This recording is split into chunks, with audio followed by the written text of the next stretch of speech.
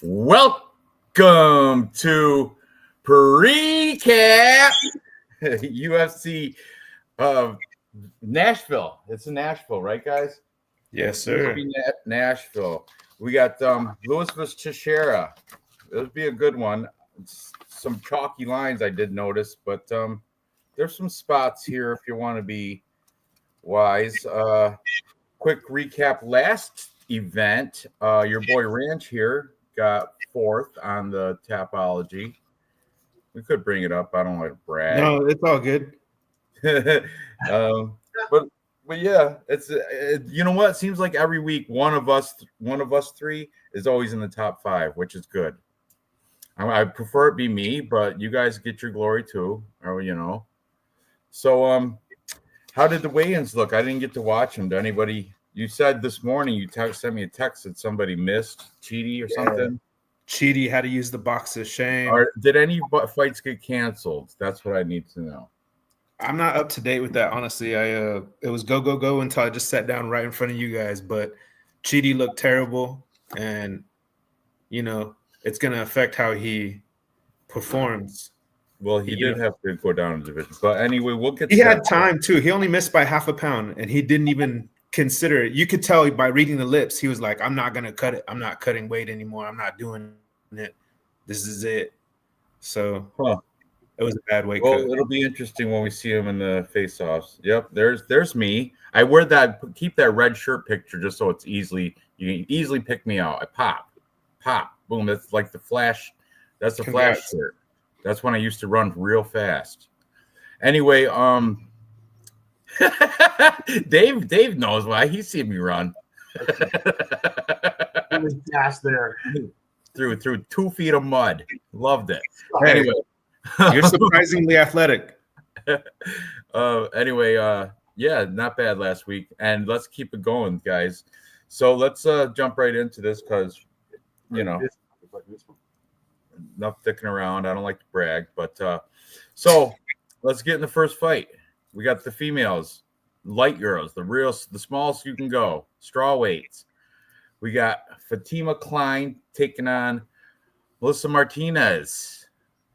Melly Melissa Martinez. Anyway, let me pull this up here so I can follow along with you guys. So Fatima Klein comes in as a huge favorite. It's kind of unwarranted if you ask me, but it is what it is.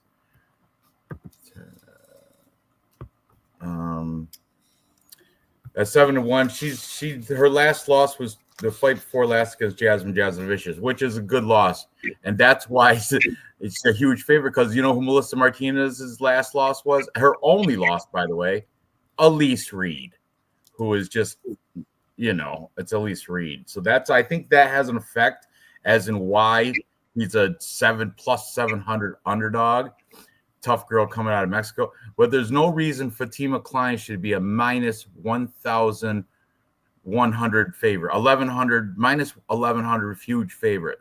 I don't get it. I don't understand why, but I'm gonna explain why. It's because she's probably better on the feet, like her technical fighting. Her cardio lasts forever, and she does have some grappling. But this is a female fight, guys, and at those odds, you can't. There's no value there. So I mean, I'm inclined to take Martinez and not Klein, but Tapology says my pick will be Fatima Klein. But I'm not betting this. If anything, I might throw a scratch off on Martinez because she's plus 700. You know, it's like doing a stupid scratch off ticket. So that's about as far as I'm going with this. What do you guys think of this fantastic opener, curtain jerker of this card? Hey man, I'm gonna put $10 on Melissa Martinez because that a boy.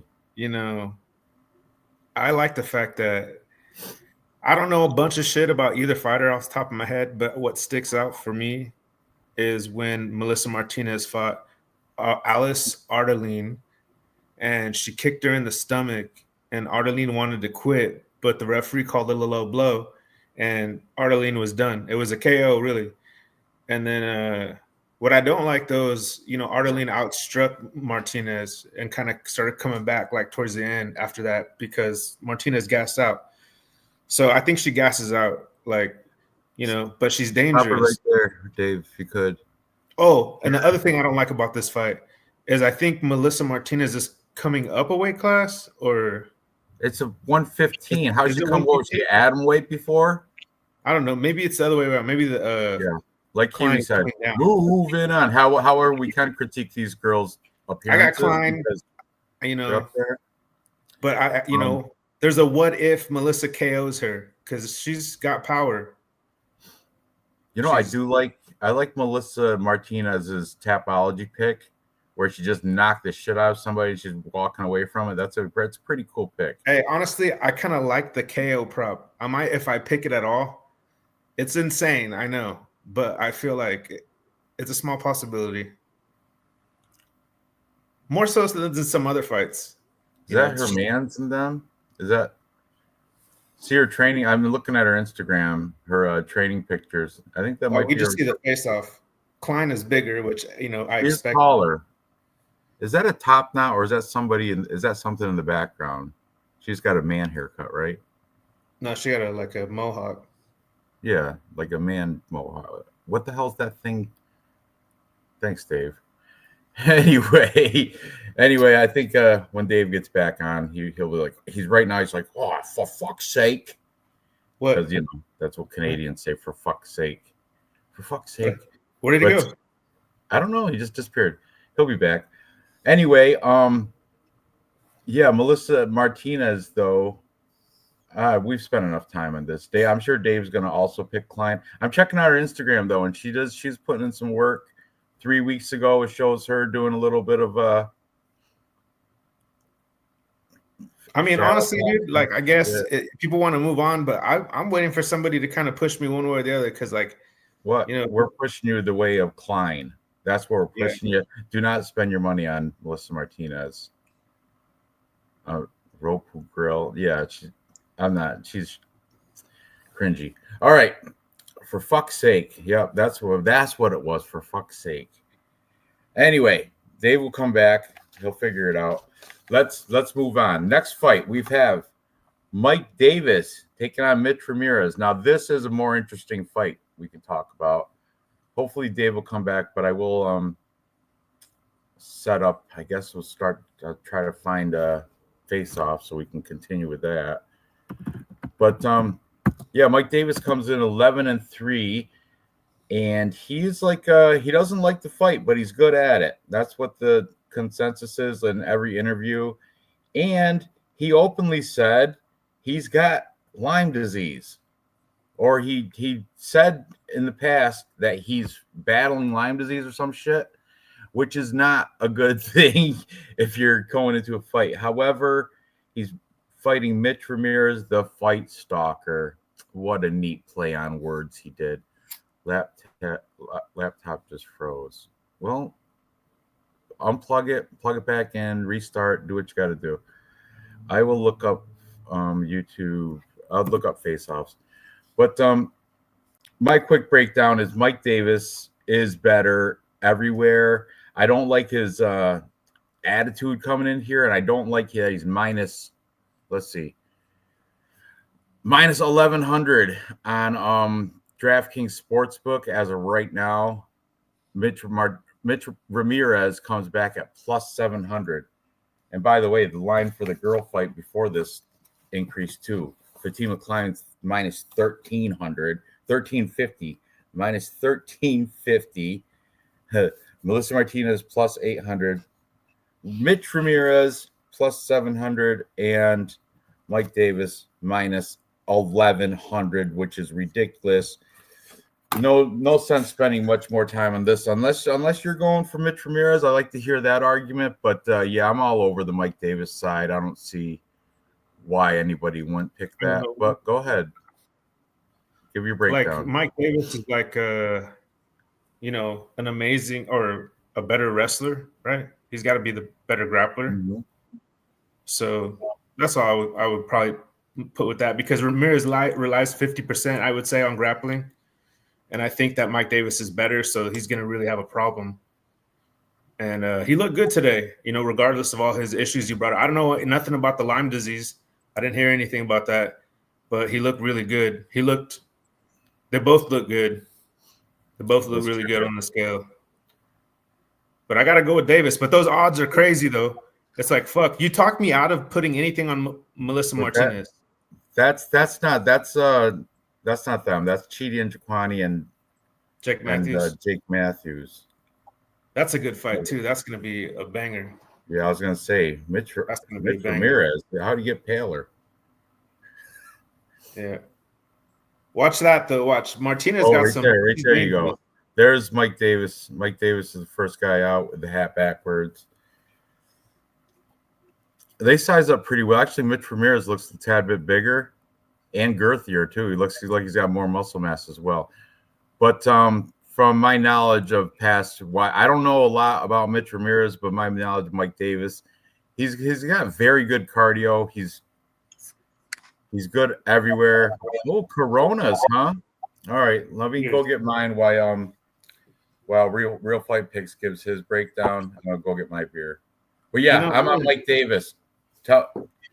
Dude, otherwise, I'm picking Mike Davis. I'm not Tapology, but I might not do a play on Martinez, but I might take Ramirez. I mean, he's got some size, you know what I mean? And Mike Davis, he's been in some wars, right? Or, I know he doesn't fight a lot, but he's probably been in the tougher fights. It might be Warren, might be worth a shot, but I'm gonna go with Davis. Final answer. All right, let me bring up the page here. Sorry, guys, my laptop froze. I am back on now. There we go, Mike Davis, Mr. Ramirez. And where's my standby? Man, horrible. Oh, no, that's fine. Bringing up the stats. Stats always help a little bit. For fuck's sake. All right. Mr. Ramirez, strike line per minute, 2.37 versus 4.68 for Mike Davis. Heavy volume advantage for Mike Davis on this one. Strike absorbed 3.34, negative striking ratio for Mr. Ramirez. Negative striking ratio at 5.19 for Mike Davis as well. On the ground, I've got to give it to Davis on this one. Takedown average 0.91 versus 2.48. Advantage Davis here. Takedown accuracy, I don't really care about that because he doesn't really do any takedowns. I'm going ground game is going to be on Davis. Same thing with sitting on the feet. The odds are absolutely ridiculous, if I'm not mistaken. Yeah. -1200. No real bets here. I don't think I can do it. I will put a scratch off on Martinez just for fun. Just a $5 little scratch off here. Won't hurt. But here on Mike Davis and Mitch Ramirez, I got Mike Davis. Even though Mitch has the size, I think just the skill is going to be, especially on the ground. If this does go to the ground, Ramirez has no ground game. Yeah, and I'm looking right now. The best person that Ramirez ever beat was a 11-3 guy in Tough Enough, Ayadi Mejdadine or whatever. I don't even know. That was the best person he's ever beat. And that was in a promotion I've never heard of, and a guy that, yeah. So Mike Davis, on the other hand, has notched a couple of really nice names in his resume for Beast Boy. The best name he beat Slava Claus, Natan Levy, that's that Israeli guy. Mason Jones, that's the British boxer type guy. He's got some good wins in here, and they go way back too. He's been doing this he's been doing it as a pro since 2015. So yeah, you gotta. He lost to Sadiq. He lost to Gilbert Burns. He's lost. To, come on, good losses, all of them. Bounce back off the Viziam loss to a Ramirez win. Problem is that I don't. Unless he takes it down the ground and chokes him out, I don't see him knocking Ramirez out. I don't think you're going to do that too. I think Mike Davis has a high school wrestling background too, I believe. Yeah, anyway, dominate on the ground. I think I'm gonna try to play the over 2.5. It's plus 125. Just $10, because I got it like at plus 140. Plus 140 over 2.5 rounds. That's nice. That's juicy. Yeah. That's tasty bites. But moving on. You guys ready to move on? We're all on Mike Davis, but let me write it in, even though it's stupid. All. I just agree. All. Never know that, like Adam McCline. There might be some crazy swing. Moving on. Next, we've got heavyweight prelim bout between Kennedy Nzechukwu and Walter Walker. Walter Walker, that's the brother of Johnny Walker. And to be honest with you guys, I think Walter's better than Johnny. Johnny's just more showy, and he looks more like they don't even train together. It's weird. They go to different training camps or facilities. It's like they're kind of like distant brothers. They're brothers by blood too, but I don't know. I don't think they don't really go to the same camp. And I heard back in the day when Walter Walker was just coming out, he would go visit Johnny, and because Johnny Walker, before he got to that the Irish people there, the Conor McGregor SBG Ireland. Before he got to SBG Ireland, he was like jumping through like 4 different training facilities or something. He was just bouncing around. And I heard a story back in the day when during those bouncing around, Walter Walker showed up. I think it was like AT American Top Team maybe. He showed up and he was housing Johnny. He was housing his brother. And this is before Walter was in the UFC. And Johnny was in the UFC. And he was housing him like on wrestling. Like there was no answer to it. And I think Walter Walker does have decent wrestling I think he trained in Russia before, if I'm not mistaken. I don't know where he's at now. Let me check his IG if I can, and I will find out who he's been training with and where he's been training. But I know he does have past history of training in Russia while Johnny was in Ireland, which is weird. What's that? Gore, is that the Russian one? Yeah. Where's that? Go up a little. I just want to see. Yeah, Russia. Yep. Moscow. But that, I think let's check his Instagram, because it's more up to date than Tapology. Tapology is only $1 million company. They can't keep up. It's still good though. Gore MMA. They got a picture 16 weeks ago. That's pretty long time ago, but that's the most recent. Oh, what's this? He's doing a leg lock. 5 hours ago, he did a leg lock in G-Cow or something, whatever. Oh, that's the guy that he's doing it too. I don't know. It's all Brazil's new generation of heavyweights arrived. Yeah, you're seeing it. You're seeing the same thing I'm seeing. And didn't he win his last fight with a leg lock? Walter Walker? He did, right? So you can, but you know what? That Kennedy Nzechukwu, he's got that long-legged, tough. He got telephone poles for legs, so it's hard to take a guy like that down. But look, he's sizing him up right now. What the hell? Why are you circling the foot? What was up with that foot getting circled? What was that, Dave? Did you do that? I already took my measurements, he says. Oh, is that what he was play that back? It was weird how they're circling. And yeah, I see it too. I see it. It's on Instagram. What's up with the foot? Oh, because he's a leg lock. I get it. Stupid ankle lock, whatever. He's checking his ankles. So maybe you should take a play on Walter Walker by submission, but I don't know. Because, Kennedy Nzechukwu is not going to be easy to take down, and he does have some strong get-up game too. If you do manage to – he puts this big stance out there, and it's just like – look at how big his torso is. His legs keep going right up to Walter Walker's belly button. So, it's like they go forever. Checking out his feet. You got that the toenail fungus there. Mitochondria or some shit. I'm not grappling with people with feet like that. I'm just kidding. But anyway, yeah, I'm on Walter Walker actually. I think he's going to get it done because Kennedy Nchukwu, he's a slow starter. He does come bring it along in the rounds 2 and 3, but he always loses round 1, and I think Walter is going to capitalize on his slow starting. Oh, there's a picture of him posing with Johnny 3 days ago in Nashville, posing with his brother. Look at that. Walter's definitely bulkier and bigger. I like Walter Walker. Let's go. What do you guys think about this?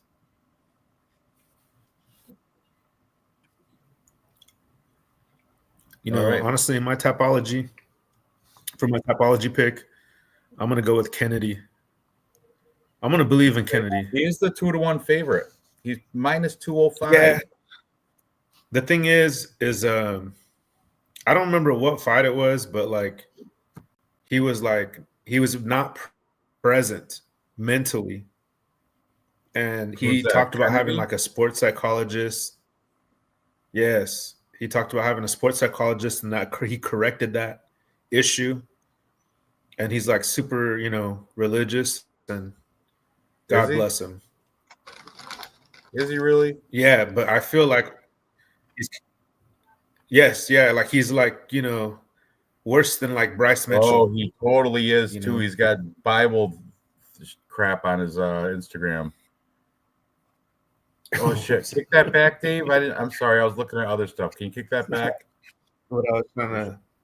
There you go. I'm just, right there. He may have this mental thing. It's hard to trust him.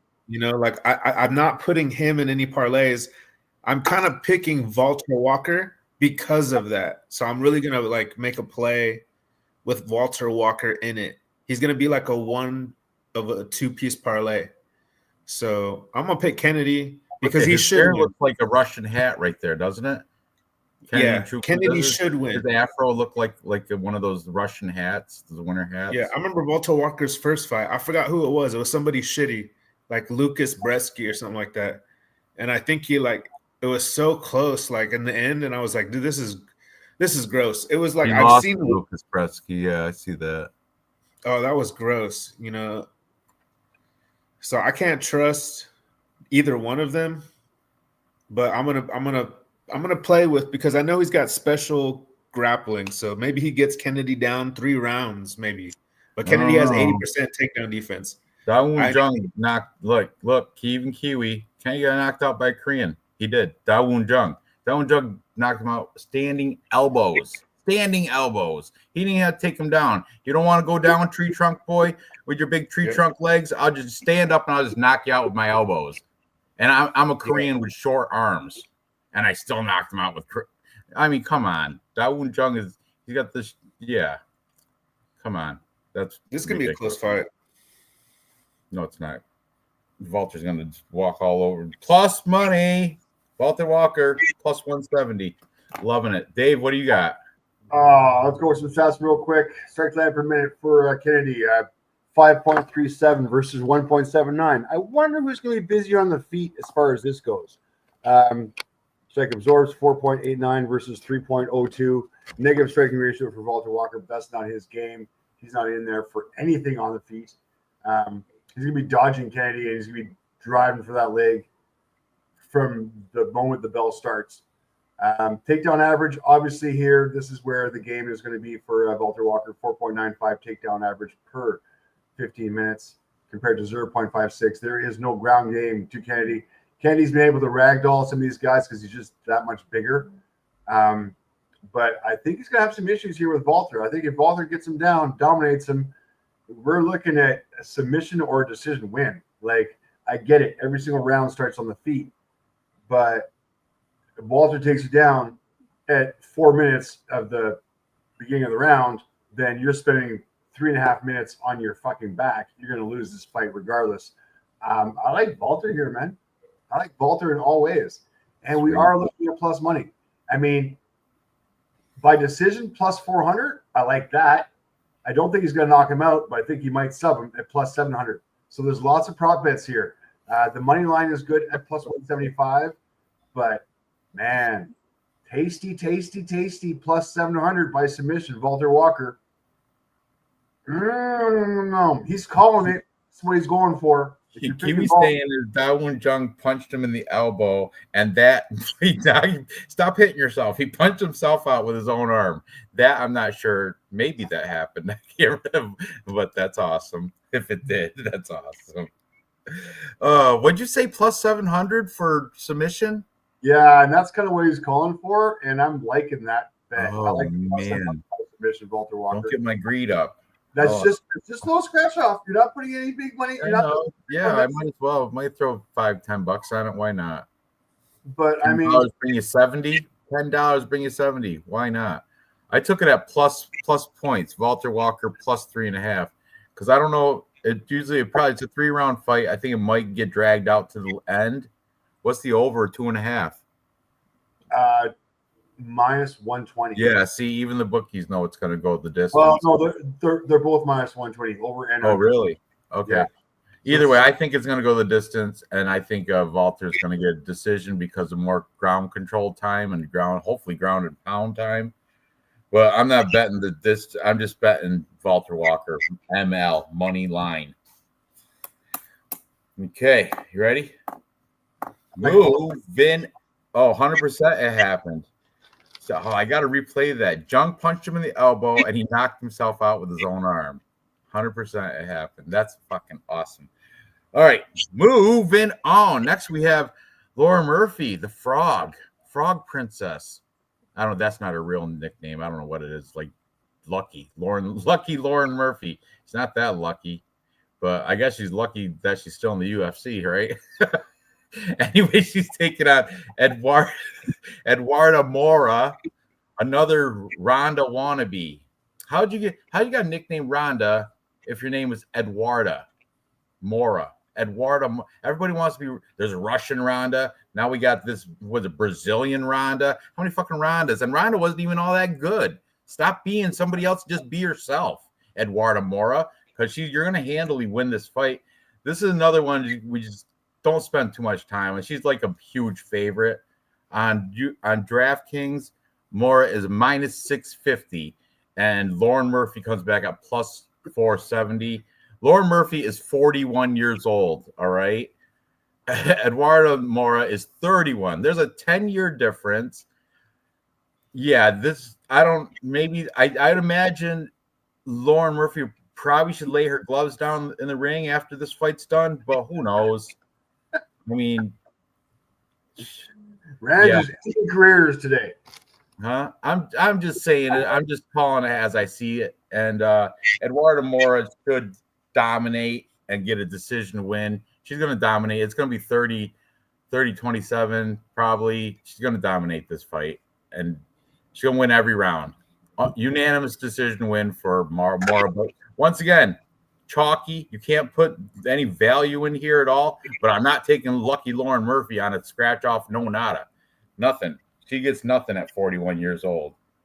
She can get a phone call at the bar. That's about it. So, I can see a deformed-headed Murphy decision. Potentially, the frog luck, that lucky frog shit. Did you ever look at a frog's asshole? Real fight picks? Try it. You you'll feel like Lauren Murphy looks. That's what'll happen. Yeah.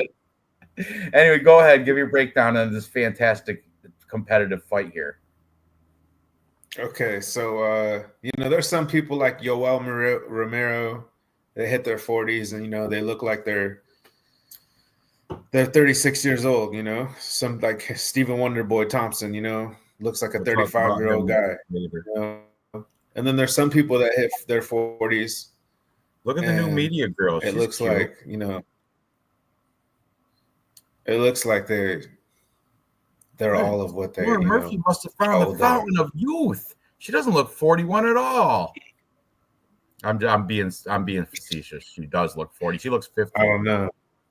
We all see things different. Yeah, I sure do. I just see this sunken, hollowed eyes. Oh man, I want to take her to 6 o'clock. And she took the beating.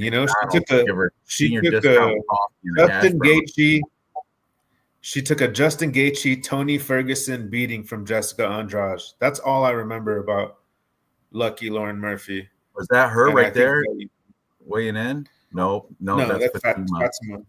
Fatima. But Lauren, and Isn't some that like people a just have that Catholic like. thing? Isn't that like a Fatima? Isn't that like a Catholic, like a vision? Oh my goodness, that's scary. Lauren's She doesn't scary, scary Murphy. That's creepy right there. That would give me nightmares if I rolled over and opened my eyes and she was looking at me. I was like, holy shit, what's going on? Get out of my bed. And that's rare that I say that. Oh, she better just keep smiling. That's the only way she doesn't look scary. Eduarda, she looks like she might last. She might last the fight. Huh? She may last. She might last the fight. Who knows? Like I don't know if Mora's going to go in there and get the finish, but yeah, I think they'll probably go decision. The odds are right. The scale guys are really slow. You're right. Yeah, it's terrible. Is that my computer keep doing that? That thing? I don't hear it now.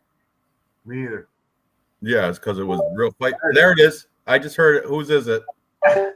There it is again. Somebody's fucking around. Real Fight Picks is fucking around. Look at his big grin on his face. No, I honestly I'm not. It's from you? Fix it. Oh, it is from there? I thought RFP was a fan of the methed out white chick look. He loves that look. That's who he goes for. When he's cruising the streets of California, just looking for them types. Like hey, like Gerald, good evening. Early start. We started late. Started like 20:10 Eastern time. Oh man, with that. Somebody plug it in. Plug it in. Whatever's beeping, plug it in. There it is again. Plug it in. Look. They are Real Fight Picks. It's you. It's not you, it's me, or that's what she said. It's not is you. It me? It's not you, it's me. All right. It's definitely not me. No, it's not happening anymore. I told you, it was him. I might have taken somebody away. All right. Where is he? He's gone. He left. Oh, he fucking left. He'll come back. Oh, see it happen again. It is you. It's not me, it's you. Nothing.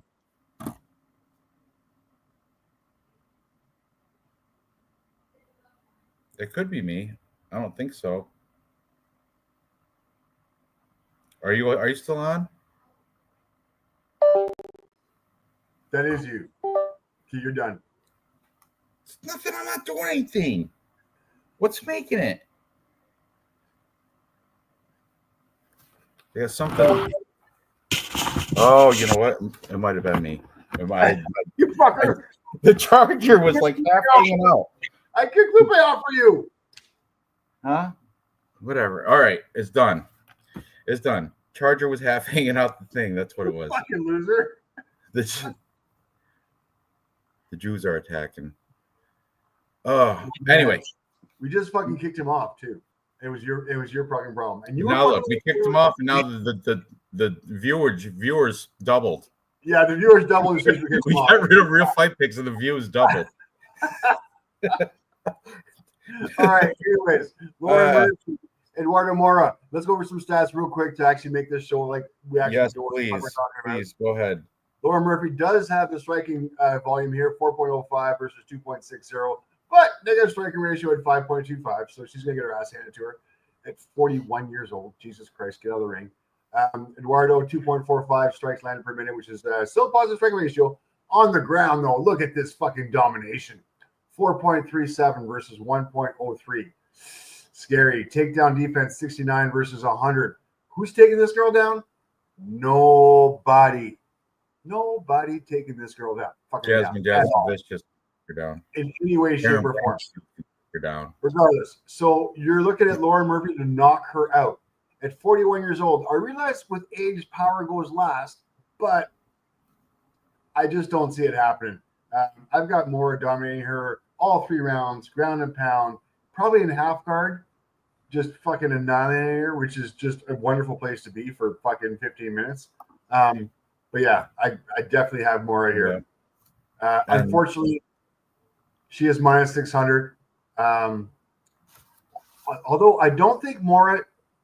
Okay, the one thing I do see is that she does have a ground and pound in round 2, a rear naked choke in round 1. This was in Contender Series and Fight Night, but then split. So possibility of a finish, but Lauren Murphy. I don't think Lauren Murphy's been finished very often. Let me just have a quick look. Shevchenko finished her with a crucifix, didn't she? Ground and pound, round 4. But if not, besides Valentina dominating her, it's kind of a decisionator. So I'm going to go more by decision, which is a real stretch. I get it. It's a real stretch. Sorry, guys. No, it's not. Is it plus money by decision? Mora by decision is minus 175. Ugh, I can't do it. Anyway, that's yeah, I can't do it. So what do you think of Bryce Mitchell? He's a flat earther. I don't think of him that much. Honestly. After the short bus. He's close to being cut, isn't he? Like another loss and he's fucking done. I believe so. Anyway, moving on. Next we have a banger. We have a Chidi banger. Chidi Njokuani, Chidi Bang Bang, is taking on Jake Matthews, the Celtic kid, but he's like a Muslim from Australia that's white. He's a Jake Matthews. Now he's a character, isn't he? He's a white Muslim coming out of Australia, nicknamed the Celtic Kid, which is that's an Irish thing, isn't it? So he's Irish guy from Melbourne, Australia that prays to Allah and does Ramadan and shit. He's a weird dude, man. Weird dude. But I'll tell you what. He has one thing that can beat Chidi Njokuani, which is wrestling. But I'll tell you what, he won't use it. And Chidi Njokuani is going to keep it standing up and outstrike this guy, point fight him, and get a decision victory. Mark my words on it. Lock it in. But I'd like to hear from Real Fight Picks because I know he's on the underdog. What do you got, buddy? Oh, man. Honestly, guys, I started out my week, shout out to Useless, watching his breakdowns. He can't be here tonight. He's working. So, I'm sure he'll watch the playback. Got a little shout out there, but it was a good show. Every pick. And I know that Gerald Lynch is on the same picks as him. So we're all three of us. I'm not going to divert from that. I'm going to stay on it. And we all have Jake Matthews. I don't know if Gerald still has him. But Chidi missed weight. First of all, I was already skeptical of Chidi because Chidi is like, I think this is correct. I think Chidi has been finished 8 out of his 10 losses. So he's got double-digit losses. He gives up, according to Brady from DFS by the numbers. He gives up on himself. And I think I've seen that because, I was kind of high on Chidi because, he looks flashy, sometimes he looks really good. But I feel like he's a big guy for the weight class. He struggled to make the weight today. He only missed by half a pound, and he couldn't cut it. He just basically said, I'm not going to cut the weight. I'm not going to cut the weight right away. Didn't even try. He still had time. But he already, he was probably throwing up. Come on. So, this is why we do this, right? I'm taking this information. I know sometimes it doesn't matter, but I just feel like with Chidi, it does. I feel like if Jake Matthews can pressure him from the start, he doesn't have to win round 1, but he just has to not get knocked out. And if he can pressure him, if he can't get him down. Maybe they got him in the wrong order, Dave. Who cares? Jake Matthews, baby. I want to see fucking Jake Matthews and Chidi Njokuani. It's one of those things, too. It's like you got to pick a winner. And I want to pick Chidi. I feel like I could see it in my head like a movie. Like if this is a fight scene, Chidi's going to do a spinning wheel kick to fucking Jake Matthews' jaw and knock him out. Dave. But I don't think that's how it's going to play out. Dave, are you froze up again? I think he is. Unbelievable. How unprofessional is that. Look at him. Look at he's like standing on attention right there. It's all like poised Blake. proper, like so Blake. stoic. Yes, he's just standing like that. He's not froze. All right, let me see if I can pull up this damn face off, because obviously Dave froze up trying to find it. No, but there you seriously, I look forward to streaming Friday. Don't understand why it doesn't get more viewers. It's because we're a bunch of clowns and we don't really care about it. But must be shadow banned from all the Misha Tate picks. Oh, that could be. I did show a lot of Harry snatch shots on that episode, like real quick. But man, was it fun! It was fun. Yeah, Dave was frozen from the slopes. My blood pressure up. Who's more useless, women or Canadians? All right, enough bashing Dave. Let's. I'm gonna try to pull up these face-offs because I really do want to see Chidi and Japani and Jake Matthews looking at each other. I think he was using Mac Life, MMA Junkie, one of those. Interesting guy, Jake Matthews, and I gotta come to think of it, he's the one who's from the other side of the world. Australia, New Zealand. Is it New Zealand or Australia? One of them. Yeah, right? He's from that part, But he is a Muslim. He's definitely a white Muslim. Assalamu alaikum. That's what I call him. All right, here we go. Fighter face-offs. Can't use that one. That's UFC. That'll copyright us. Mac Life official. Ooh, Derek Lewis came in at his career lightest. You didn't tell me that. 261. Wow, that's good. Dave, you still have the face-offs up, or did you just quit that? Oh, perfect. There you go. I know you're lying. Coming through. Stoic statue. See, he didn't even freeze. It's the same pose right there. Yeah. He won the staring contest. But yeah, Chidi's got like, I think he's got like a 6-inch reach advantage or something. He's got some sort of reach advantage over Jake Matthews. And I told you the only way Jake Matthews can beat this guy is if he uses wrestling. And he won't, because he loves trying to box. And he's decent. He's decent with his hands. Jake Matthews, I'm saying. But he thinks he's better than he really is. And Chidi, if it stays standing, Chidi's going to outstrike this guy. Jake Matthews is going to try to come into the phone booth, like come on the inside and just throw a cluster combo. But I don't think it's going to really work for him, because he should be because of the 6-inch reach, should kept on the outside and point fight. And I got Chidi by decision. That's final pick. Yeah. Dave? I like listening to guys who gamble, and I think a smart play would be like sprinkling round 2 or 3, because I feel like Jake Matthews is going to finish Chidi. Sorry, Ranj. You got Chidi, right? You got Chidi? I got Chidi. Okay. Take Jake. He's plus money, plus 136.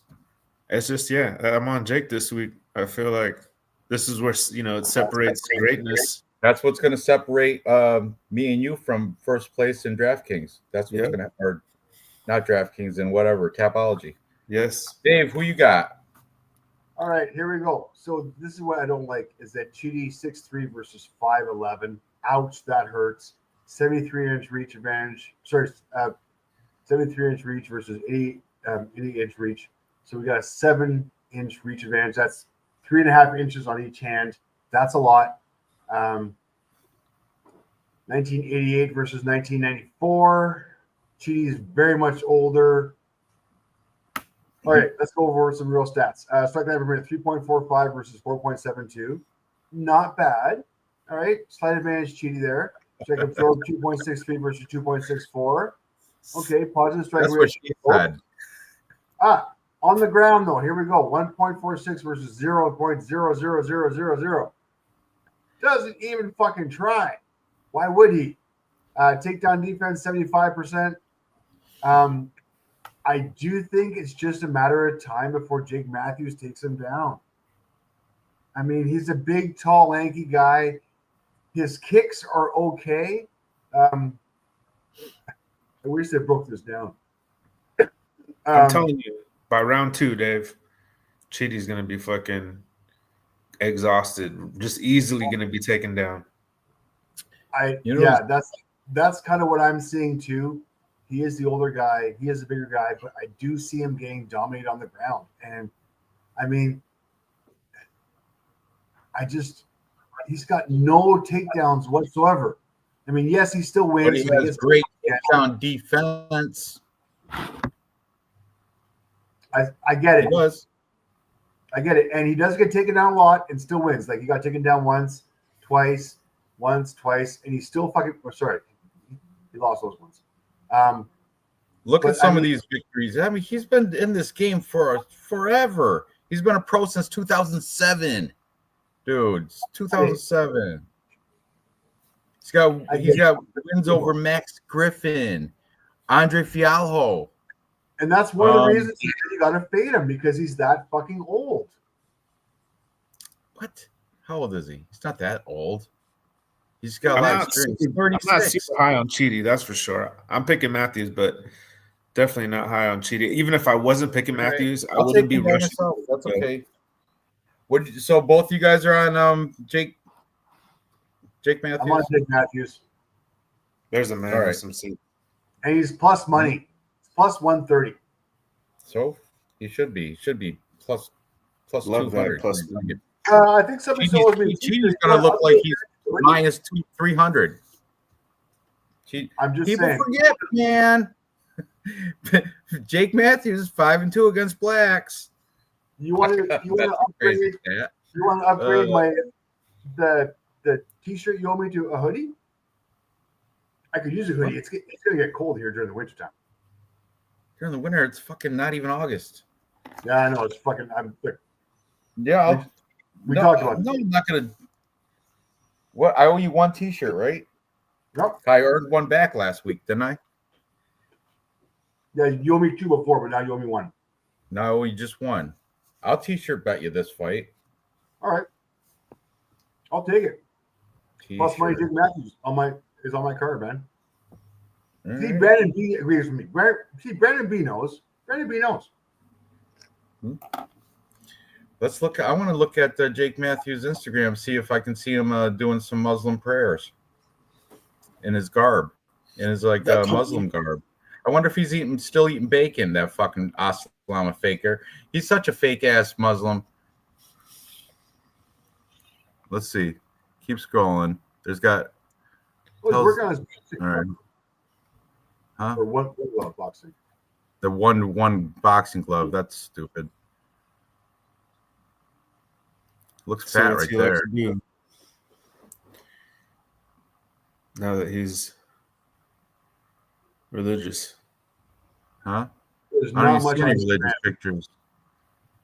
That's why I'm saying he's not even proud of it. I think it was just a ploy. It was just like a phase he was going through. Because now you don't see anything with him walking around the white religious. Maybe he only does that shit when he goes to Abu Dhabi. Maybe he's just a faker for his environment. Like when he hangs around black people, he listens to rap. But then when he's home with his white people, he listens to stupid country or something. Or he listens to some Australian, land men at work or some shit. Anyway, I'm on Matthews' clear path if he wants to take his fight to the mat, but he's not gonna. Jake Matthews pretends to be Muslim so he can speak his mind. Yeah, I don't know. I don't like him. So moving on. Next we have another. This one's a fire fight too. Chris Curtis, 31-12, double-digit losses for my man Chris Curtis, taking on Max Griffin, 20-11, double-digit losses for my man Max Griffin. Who's the favorite here? They're both doing shitty as of recently. They're both old, 37, 39. Is that what I'm seeing? Let me see it. Curtis is the favorite. By how much? What's the odds? According to Topology, he is a minus 310. Holy shit. That's not right. So right now, I've got him at a minus 300 for Chris Curtis and a plus 240 for Max Griffin. Ooh. See, I don't agree with that at all. I think that should be a little. I think Chris Curtis should be the favorite, but I was thinking he was gonna show up like minus 160 or something. I think he's minus 310. That's stupid. He's coming off of 2 losses, back-to-back losses. Brendan Allen, Roman Kopylov. I got a friend who who in Vegas who helps with the lines, and the reason is I can't talk much about it. Oh, you're so full of shit. You're so full of shit. I got a friend that influences the lines in Vegas. He's a sharp. He's an odds maker. He makes odds for all these for Vegas. I got a Vegas odds making friend. You whatever. Real fight picks. Who's your buddy? Oh, I can't say his name. Okay. That's fucking stupid. Oh man. I gotta take Chris Curtis though. Michael Chiesa managed to submit Max Griffin. Let's see what else happened here. Jeremiah Wells beat him.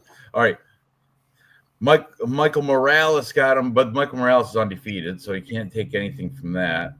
He barely beat Tim Means in a split decision. What are you talking about? Oh, and he lost to Neil Magny in a split decision. Max Payne. Now, Chris Curtis, action man. Let's see what kind of action. He knocked out by Roman Kopylov. Split decision loss to Brendan Allen, but that was a good one. Split decision win over Power Bar Marc-Andre Barrio. A no contest clash of heads with Nasruddin Imavov. Nasruddin Imavov would have wiped him up, I think, if that didn't happen. And he lost to Calvin Gastelum. That's a horrible look. Man, I don't know what I'm going to do here. I guess I'd... Oh, Tapology. 95% of the Tapology community's got, I was almost called them all casuals, but the 95% of the Tapology community has Chris Curtis winning by decision. And I think I have to probably go that same route. He is the better boxer. He's got slick boxing. And I don't think it's going to go to the ground at all. Dave can confirm it when he reads stats, but these guys aren't ground fighters. If there was a ground fighter, I think Max Griffin would be the more likely to go to the ground, but Chris Curtis has really good takedown defense. And yeah, I'm going to go. Does he do the pose with the did he do that during the weigh-ins? I wonder if he did the pose, the pose I'm talking about, or he does like that thing, like the bodybuilder thing. If he does that, I'm going to take him anyway. I got Chris Curtis, but minus 310. I'm not betting him. Maybe I'll stick with a parlay. Well, let's look at this fucking string being fake Muslim. Who's box of shame? Oh, that's black guy. All right. Oh, is that Cheaty? That is Cheaty. Oh, I like my bet. Cheaty in the box of shame. Oh, that's right. Didn't you say he missed by like a half a pound or something? Yeah. Or Real Fight Picks told me he missed by like half a pound, and he still had time, but he didn't even care to make it. Look right there. He's just praying to his Christian God. Oh, he's defeated right there. Just there goes 10% of my purse. Fuck. Put your pants on.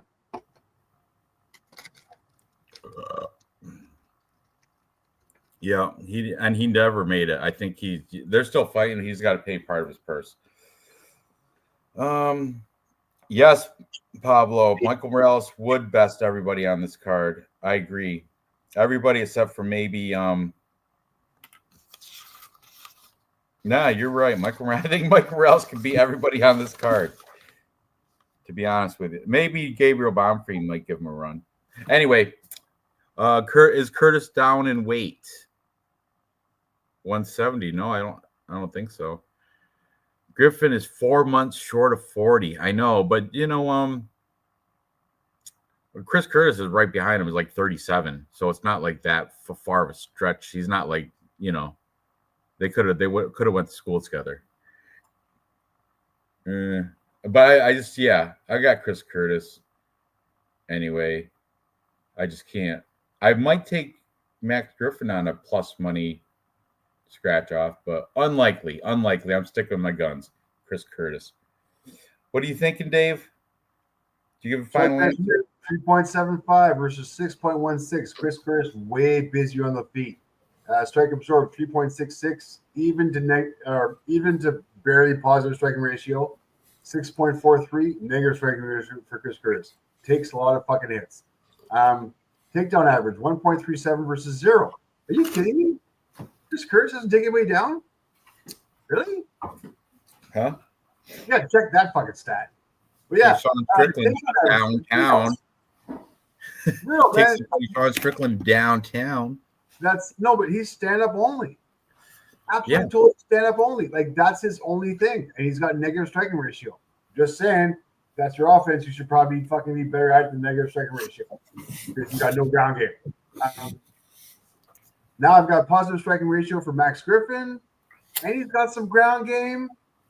Got some shitty ass fucking takedown accuracy, but he might be able to get one. Man, you're talking his last win was Marc-Andre Barrios in the fucking bar. Eesh. That was the only win you're gonna give me in the last fucking how long? I'm sorry, I can't pick Chris Curtis here. I gotta go Max. I do. I have to go Max, and he's at plus 240. Both their last wins were a year and 5 months ago. They both suck. Their last wins. No, these are both geriatric motherfuckers who should not be in the UFC anymore. But apparently, we have a fight night. We got to fill some fucking time. We have contracts left over that we have to fucking pay off. So these guys are going and fighting each other. But honestly, shit fucking fight. I got Max though. I'm picking Max. You're nuts. But okay. Real fight picks. What'd you get? Sorry guys, I guess some people were listening, so I got a text message from that guy with the eyes emoji. Oh yeah, because your Jewish friend cooks the books for Vegas. Jewish friend, huh? Your odds maker friend from Vegas. But the reason the odds are like that. Keep your lips shut. Real fight picks. Why don't you shut your fucking mouth if you know what's good for you? Don't tell them I'm your friend. I'm telling you, the reason the odds are like this is because of all the talk there is about Chris Curtis coming down a weight class. You know what? He might have been 150, 185. He might have been like middleweight. This is a welterweight, 170. He might have come down. He made weight. He looked tip-top Magoo. Max Griffin is not blacker. Definitely not blacker. Yeah. He's like 2 shades lighter than Chris Curtis, I think. And Chris Curtis's superpower is making people stand up with him. And he's got pretty crisp boxing. He does make a good point. Chris Curtis does bitch a lot. Dev the dude or MMA Jesus almost set up a fight with Chris Curtis, like him versus Chris Curtis. I shit you not. This is true. Like Chris Curtis replied to fight people on Instagram or X or some shit saying, "Yeah, come meet me. I'll fight you." He will. 170. He hasn't. Has he? No, this is his first fight at 170. Yeah. Oh, I like this even better. Yeah, more power in his hand, so he can knock this shit right out of Max Griffin. Exactly. Exactly. I like this. He takes the snitching on his nickel shaving friend. He dry snitching. He's not even real snitching. Just talking. He's losing his power going down class. Oh no, I don't like it. Max Griffin's blacker on the inside. You know what's blacker? His big old teeth. They're blacker. Anyway, moving. Oh, what is your final picks? Are you both on Max Griffin? Both of you? Yep. Good for you guys. You guys are liking a lot of these picks, which is awesome. You guys both be on the bottom of that Tapology list together. All right, moving on. Next, we got a light heavyweight fight between Junior Tafa and Tuco Tokos. Tuco, his real name is George. I don't know. Tuco Tokos. George Tuco Tokos. He comes in with a record of 10-5. What is he, Australian? He's from down under too. But both these guys, Junior Tafa, he's from New Zealand, right? They're both down there. Or no, Tuco Tokos isn't Australian. Isn't he British? He's British, Yes, isn't he? Let me see. Let me pull up the He is British. Tapology. Here, I don't got here it it. is right there. Yeah, he's British. I knew he had like the. I've heard him talk before. I knew he had like an accent. So, okay, he's fighting out of Killcliff, which is good according to Tapology. That's good because Junior Tafa, you know who he trains with? His brother. Big freaking deal. Who cares? Tafa clan or whatever. That's stupid. But Tapology likes him. They got 80% of the Tapology community is picking Junior Tafa, and most of them are picking him to win by TKO, which is it's doable though, because Tuco Tokos, I heard, has got a glass jaw. Let's see. Umar Sai, that was short notice, by the way. He got real naked choked by Umar Sai in his UFC debut, but I think that was short notice if I remember correctly. And then Navajo Sterling, that dude beat him by unanimous decision, but that was also Navajo Sterling is like a big propped up prospect, like a hyped up prospect.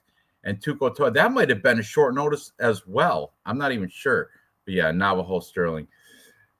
But yeah, this is going to be a close fight. Look at the ages. Tuco is 35. Junior Tafa is 28.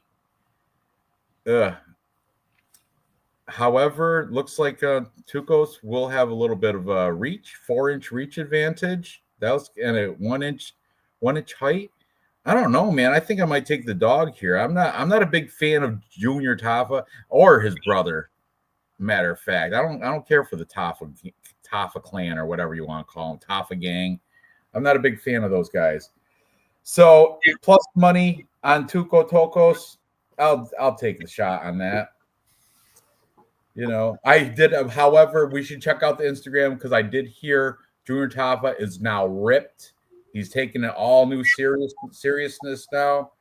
They came off that win against Sean Sharaf, who sucks, 4-0 guy. He don't look ripped to me. Look at that. Look at his buddy. Look at the one guy on the left of him in that picture. Holy shit, that guy looked like he ate Junior Tafa's twin brother. Oh, look at his Muslim buddy. Look at the. Oh, he's all right. He's doing okay. But however, you know what? He's got the worst ground game in the UFC. I don't think Tuco Tokos' ground game is much better, but it might be though. He's out of Killcliff, so.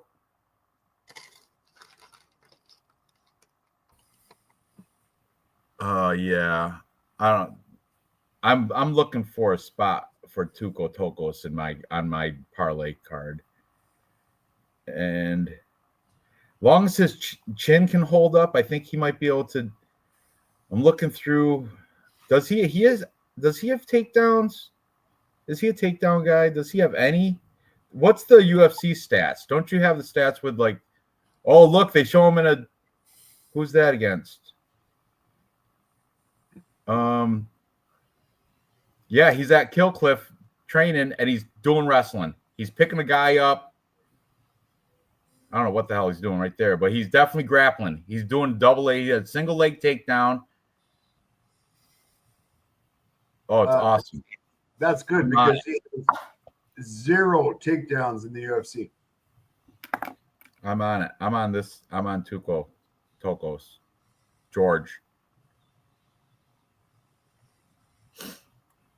What are you guys thinking about this one? This is a tough one for me. I really, they say this is is it this one? This is the 1-800 Gambler? Well, if you ask DFS by numbers, they're all 1-800 Gamblers. I'm kind of looking to see the last time that he's got arm triangle. Okay, so if you're looking for a spot for Tuco Tokos, I like by sub. I would play that if I played him. If I'm really gonna play that, I play him by sub. He's got darce chokes. He's got arm triangles. He could do it, and I feel like he's gonna be feeling like it's urgent that he gets Tafa out of there because once Tafa gets back to his feet, it could be bad. So if I'm going to play Tokos, but I have Tafa by KO as my pick in Tapology. Look, But right here, getting it in. Look. Hey, I don't hate it. Look at how he's got the back. I could see him getting Tafa's back and choking him. Single leg. Yeah, And look and at he's dropping. Look, and he's gonna drop you in an advantageous position. Like, you know, he's gonna end up like a Mighty Mouse right around your neck. I'm glad they're working on his butt fuck game. That's exactly what he looked like he was doing. But anyway, they're working on his ground game, which is good. I like that. Yeah, you know, hopefully he's getting paid well. Or they're getting paid well. Killcliff. I think it costs like $3,000 a month if you want to train there. Anyway, stop sharing. So yeah, what are you taking? I'm on Tuco. So is Real Fight Picks, Dave. It's up to you, buddy. No. Oh, you're not on Tucos. You're on I'm Tafa? on Tafa. Oh yeah, I'm on Tafa's looking good. You know, he's got that Aborigines swag. He's not Aborigine. He's Tongan. He's Tongan, bud. Tongan. Don't you pay attention to the chat? These guys know. Kiwi Brew knows. He knows Justin Jr. and Justin Tafa. He knows this guy. He's been over to his garage drinking beers. Really? Shoeies. Well, I mean, that's what they do over there. They don't even drink beer. They don't even have glasses. They just use boots. Well, this Australian gentleman. Hello, mate. I'm Tuco Tokos. I got Tafa beating Tokos all day long. Look at I don't even like tacos. I'm Tuco Tokos. I hate tacos. He's already in the shoot position. He's gonna shoot. That's how he permanently stands. I think he's in better shape than Junior Tafa. They both look like they got the same like torso. You know what I mean? The same. Oh, he did. There's Chris Curtis doing the pose. I knew it. Solidify my bet. Double down on it. There's the pose right there. That's why I'm picking Chris Curtis. That's why. All right, here's Mr. Best shape of his life, Junior Tafa. Yeah. If that's the best shape of his life for those pepperoni nipples, then he's got to work on a different gym because I think, yeah. Dang, Tokos could take him down, couldn't he? The way he was wrestling? I think Tokos going to get a single leg, probably take his back. I might switch my pick depending on Dave. Oh, you already got my pick. What is it? And what is it? Sorry, I didn't go over the stats yet. I apologize. You probably did. I probably just zoned them out like I usually do. Yeah, you probably should. Junior Tafa 3.36 strike landed per minute versus 2.51. Not bad. Tuco's not a stand-up guy. Striking absorb 2.84 versus 4.99. Negative striking ratio. It's ugly for Tucos, but he's got some decent losses behind him. This is a ground game. Takedown average 2.65. Takedown defense is 77%. I realize he's been working on his takedown defense, but who has? Tafa. He has not. Tafa's been working on fucking. He hasn't working on shit. He's been working on all this, but he's got it together. All he's been working on is him and Jake Matthews signing fucking posters and doing sit-ups. That's about it. Tafa's got no background, not anywhere near the background that Tuco does in the ground game. I think this is going to go straight to the ground. These are both guys are the same size, the same fucking everything. Tafa's usually the bigger guy. Here he's not. I'm going Tuco. I think Tuco can get him down, dominate him on the ground. I think Tafa on his back is a bad look for 3 rounds. I think that's exactly what's going to happen. I'm gonna switch my pick. I was riding along with Ulysses and Gerald, and now I'm jumping off the train. I'm switching on Tapology. I'm switching. I just see Tuco fucking take him down and just dominate him for fucking. I don't think Tafa's got the stand up to be able to fucking beat Tuco on the ground. He doesn't look that good. I think it's double leg fucking takedown all day long and it's over. Like he just doesn't look ready for this. Take the fucking jacket off. Can you Dave, can you go to Junior Tafa's Instagram? Could you do that for me? I just gotta question. I see, because I was looking for some training pictures. Scroll down a little bit. See the one the guy's got wrestling headgear on? I'm like, ooh, maybe I'll see some wrestling right there. Maybe I'll see some wrestling. These big boys there. Nope. Instead, I see corned beef. Is that like a delicatessen? Is that something? Is that That's like salty. a corned beef in a can? That's good, just though. an odd thing to have, right? I don't know. Is that like an Australian thing? No, it is. It's a fucking every It's like Vegemite. no, but like every has like. Have you ever had Vegemite? No. Nasty, bro. Okay, every Kiwi Brew, back me up on this. Tell me you've got a can of fucking either venison or fucking what's that lamb shit? You've got corn fucking beef or corned ham or corn fucking venison in your fucking cabinet. Chunky corned beef with juices. Yeah, exactly. Trust me. Every fucking single Kiwi guy, Australian guy I know has this fucking can in the fucking cupboard that is like our version of corned beef. But it's like corn something, either lamb or fucking whatever the hell it is. So yeah, that is it's a thing where he's from. Kiwi backing up. Names. Well, hopefully next name will be Tuco Tocos. Huge in the Islander community. What corned beef is? All right, that's interesting. I have 0 bets on Tafo or Tocos, but I think I have Tafo with the win. Yeah, he does. I'm sorry, Judd. I'm gonna come back. That's the only one I'm switching. Dave obviously only knows the peasants. That's the people Dave hangs with. Corned beef, fancy. All right, Tafa gang. Tafa gang. So stupid. All right, we're all on Tuco Tocos unless Real Fight Picks wants to flip his pick again. No, you know what? It's bold too. I mean, this is he's a huge underdog. That's one of the only ones we've all agreed upon. So not that bad. Plus 140. We get some more because now that was the curtain jerker to the main card. So moving on up the main card.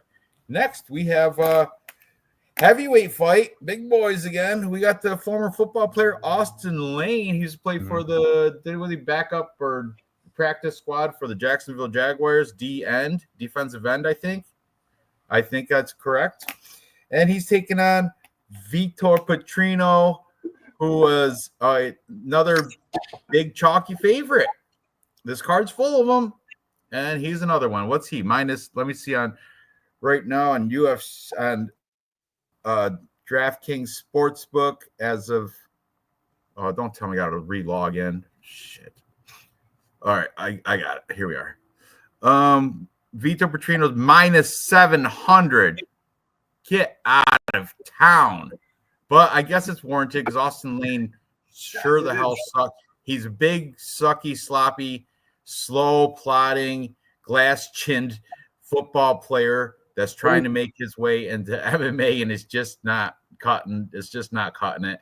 And I think at the UFC, everybody wants a nice bounce back for Vitor Petrino because of his most recent loss, right? So, yeah, they're feeding. This is a feeder. They're feeding him this fight with Austin Lane on the dinner plate. Just to get a quick, easy win. I don't know if it's going to be a knockout, but I'm willing to bet. That's what I'm going to put on Tapology. I'm going to say knockout round one. I'm going to say round one knockout. I imagine that's probably what's going to happen. But, yeah, because you know what? He got guillotine choked by Anthony Smith, Lionheart. Oh, if Crystal was in here, he'd be giving him a hand job for it. Dustin Jacoby took care of him in round 3 with a right cross. Not a good look. But still, I think he's going to bounce back, get this victory over Austin Lane, and then be once again on the winning side of things. And his name will be brought into conversations as maybe a potential, at least a notable fighter in top, maybe break into the rankings somehow. Is he ranked right now? What is he? 22nd. Yeah. After this weekend, he should break into top 15, I would imagine. Light heavyweights, I don't know who's in front of him. He's not okay. So he was a light heavyweight. He's moving up to heavyweight. This is Oh, that's his right. So this is heavyweight. So there you go. This is oh, his but if he plays his cards right, he can cruise through this division because there's nobody. Now that Jones retired, right now it's just. This is why he made the play from light heavyweight to heavyweight. He's packed on the pounds. He's going into the heavyweight, his first one. He's facing a fucking football player. This is the biggest layup I've ever seen in the fucking UFC. It's not even fucking funny. It's kind of sad, actually. You've got a football player fighting against a fucking Brazilian fucking fighter. Yeah. Sorry, I didn't mean. I'm on a turn. You guys go. No, you're good. I agreed. You just pretty much said everything I just said. I mean, you just recapped it. We can go over some stats real quick if you really want to. I'm sorry. Let's watch them. Come on. I'm fucking getting them. Let's watch them. Let's see them. See, you do like your new Instagram girl, really? I don't like your hair thing. I like my old one better. Fuck. Howler head girl, but man, Austin Lane's a big dude, though. He is a big hunking. He's a football player. I don't care. Vitor Petrino has put on some pounds. He's gearing up for this. Oh, he's menacing looking too. Oh, shake the hand. Shake the hand. He never broke eye contact. He never broke eye contact with that. He won that face off. Austin Lane's just looking lackadaisical, like he's just going through the rhythm. He just wants to collect that paycheck. He's going to get a chip on the chin and take the fall and just walk off with his show up money. He's making the weight. But look there's no fight. There's no will in his eyes. There's no drive in that eyeball. But Vitor Petrino, that's all I see is just determination and drive to pummel this dude, Austin Lane. He wants to knock him out right now. Is his fist clenched? I bet you he looks like he's going to throw a punch right now, without him looking, coming at you. Oh, didn't see that one coming, did you, Austin Lane? Stay in your lane, Austin. Yeah, I'm all over Vitor Petrino, but so is everybody else in the odds. So this is once again an unbettable fight. Thank you, UFC, for making me save all sorts of money on. And you know what? One of these big favorites, I guarantee, one of these big favorites is going to fuck it all up for everybody. Guarantee it. Somebody that's a huge favorite is going to lose. I just don't know which one, and I'm not willing to bet it. So that's my deal. Real fight picks. Who you got? Austin Lane, you were saying? You love him? You love that he's a defensive end for the Jaguars? Jacksonville? Yeah, you got Petrino. You got Petrino coming off a 2-fight losing streak. Sucks, right? Sucks. Vitor Petrino coming off a 2-fight losing streak, going up a weight class, looking overly bloated, maybe has a half a round in him. You got Austin Lane, the bigger, natural heavyweight. Okay. Who's 10 years older? What? What'd you say? He's got more volume, better striking differential. No, he doesn't. And I don't see Petrino being able to take Austin Lane down. I do. So, I mean, what if this fight stays standing? What if he's able to keep him outside with the jab? But all that to say, I got Vitor Petrino. Smart thinking. That's my pick in Tapology. You know, Dave, spill some stats. Strike rate per minute 2.83 versus 2.98. Even wash 2.71. Strike absorb versus 2.41. Both negative striking ratios. Both pretty much even on the fucking feet as far as we're concerned. Like fucking flip a coin. On the ground though, heavy advantage for Vitor here. 3.24 versus 1.70. Takedown accuracy 57 versus 28. I mean, the only reason fucking Austin Lane's taking anybody down is because he happens to fall down on him. Takedown defense 71 versus 50. 50 sucks as far as your takedown defense goes. That means every fucking second takedown you're getting fucking no, that's not good. Especially because his takedown accuracy is over 50. Point being, Vitor is going to be fucking another fucking ground and pound fucking game. Another ground and pound fight where Vitor comes up on top, whether it's going to be by knockout or by decision. Austin Lane needs to fucking retire. You're done. Vitor all day long. I'm going to say within distance. If you like Vitor by knockout within distance, that's the way I see it happening. You get minus 250. That's the best odds you're going to find on this fucking fight, any way, shape, or form. Over 1.5 rounds is plus 125. Ooh, hang on. Over 1.5. Do you think Austin Lane can make it past the first round and a half? I don't know. Who cares? Look at that. Look at that look. Look at that. I know. He's just going. I think he knows he's going to get knocked out round one. And Vitor knows it too. Look at. He wants to. I'm telling you, if Sean Shelby wasn't right there, he might just come. That's not Sean Shelby. That's that other guy. But still, I don't know. Looks like he wants to throw a punch right there when he's not looking. Sucker punch. Yeah. Sucker punch him. Lane looks like Anne Frank when Bryce Mitchell walks in the room. Oh, fantastic Bryce Mitchell jokes. All right. This is over by knockout.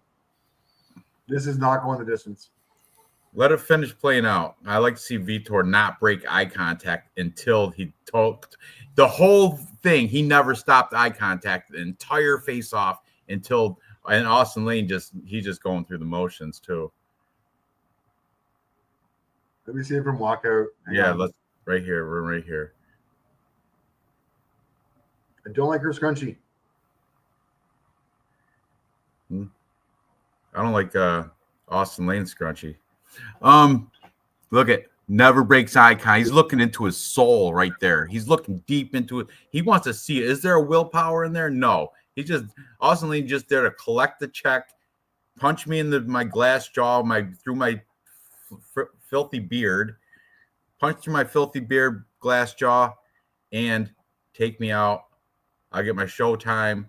I'll get my making 265-pound weight time.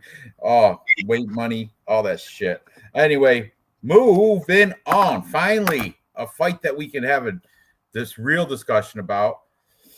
Well, there's been a couple others, but this one's a good one. We got Nate the Train Landwehr taking on Morgan Charrier. Morgan Charrier, the French fighter, 20-11-1. I think he's another sizable favorite. Let me see on DraftKings. Not bad. Morgan Charrier is minus 258. Nate the Train comes back at plus 210. This is actually a closer line fight than I was expecting, which is good because I kind of want to. I'm looking for a way I can go on Nate the Train. I kind of want to fade the French fighters. I'm not. Unless your name's Cyril Gahn, I'm not a fan of French fighters. Who's that? Who's it? William Gomes? Did he win? He just fought like recently. Yeah, I think he did win. Did he? He did? William Gomes? Pablo, help me out. Who'd he beat? It was like recently. It's like last event, I think. William Gomes. But anyway, where am I? Oh. Nate the Train. People forget, man. Nate the Train spent his earlier years over in Russia. Over there destroying. Let's pull up Nate the Train's resume here. Because this still, I love it. It still impresses the shit out of me that back in his early career, MMA Masters, that's Colby Covington's, that's down in Florida. But here's M1. He was over in M1. The Tennessee boy coming out of the Tennessee regional scene goes over to Russia, M1 taking on all these OVs and EV fighters and beating them. Going in there representing America, just taking people out over in Russia in this M1 challenge series. I loved it. I still love it. I like look at Kazmat Dalgiev. Yeah, what's this? Lost the belt to him. Lost the belt to Nate the Train in M1 back in. I know this is ages ago, 2018 and shit, but still, I love that about him, and I still think he's got it in him. He's coming off a loss to Superboy Duho Choi. That is not elbows from crucifix too. That was not a good look, but at least it was in round 3, so he did keep himself in there for a while. Before that, though, He had a fantastic fight of the night, performance of the night, knockout of Jamal Emmers, who I was betting against Nate the Train. I was taking Jamal Emmers. Jamal Emmers had the reach. He had the better stand-up, like the better technical point game. Like he had better stats, striking, all that. And I was like, Jamal Emmers should rock this guy. But nope, Nate the Train, baby. And I think I'm going to go here with Nate the Train over Morgan Charrier. Just Morgan Charrier is just not, I don't. We got to look at the face-offs again, but I'm just not impressed by Morgan Charrier. Double-digit losses, a French fighter. The French fighters really don't have any type of ground game, and Nate the Train does. All that's from Russia. This guy's like a kickboxing type fighter, isn't he? Isn't he more of a kickboxer style? I don't really know. Morgan Charrier. Let's see. He's lost to Nathaniel Wood. He beat Mustache, Gabriel Baranda. Lost to Chepe Mariscal. Before that, he beat UFC debut. He beat some nobody from Italy named Zucchini, that Manilo Zucchini. So he hasn't even beat anybody really good. He's lost to this Jordan Vucenic over in Cage Work. Yeah, I'm not impressed by this guy.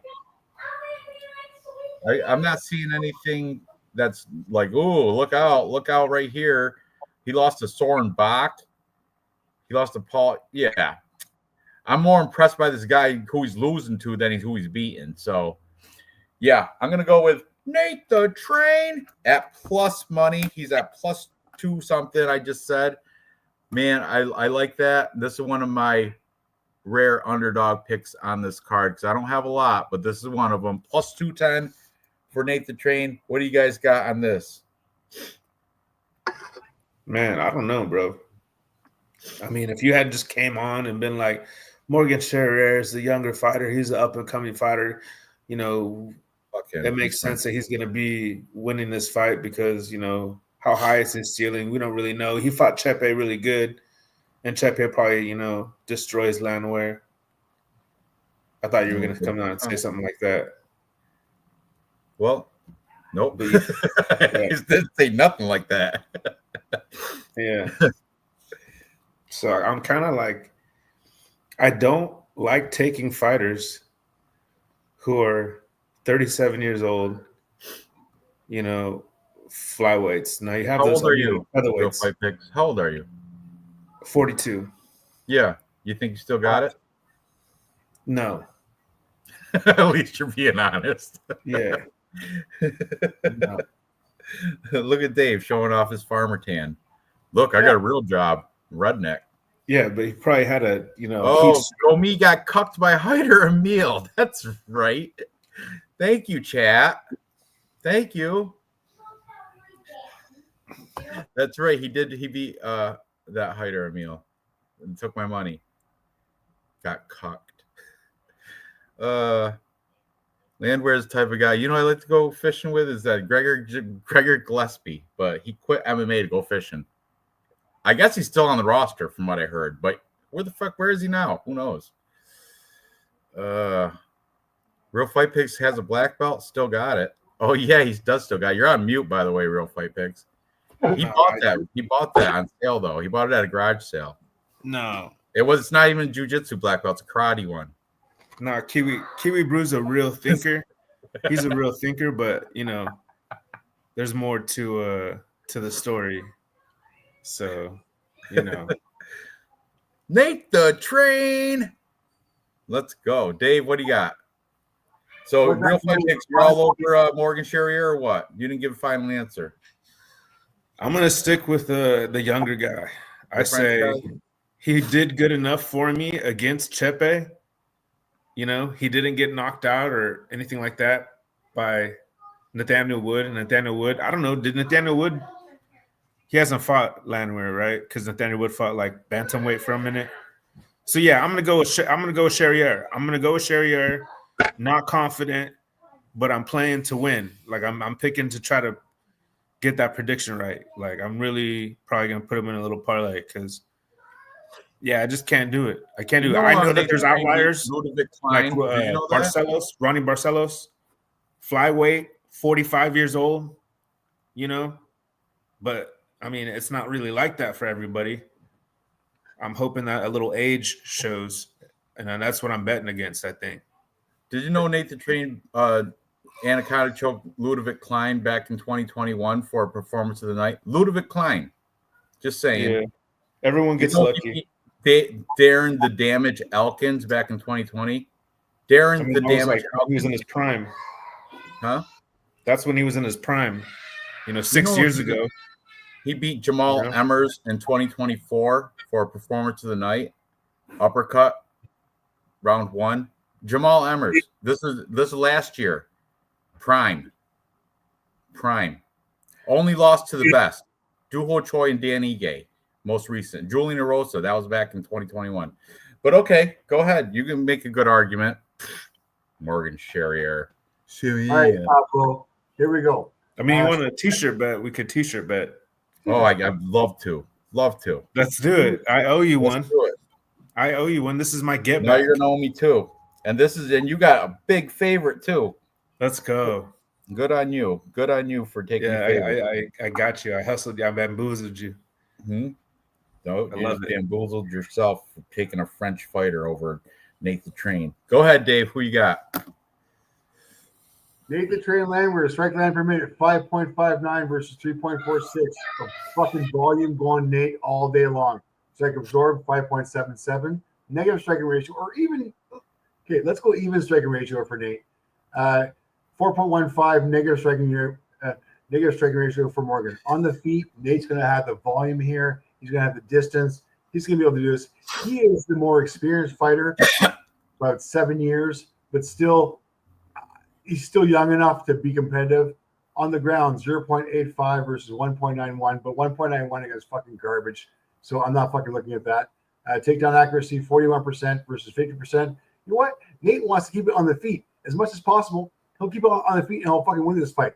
But takedown defense, 74 versus 83. So if Morgan wants to take this guy down at 50% fucking takedown accuracy against garbage, he's gonna have he's gonna have a really hard time taking down fucking Nate, who's got 74% fucking takedown defense.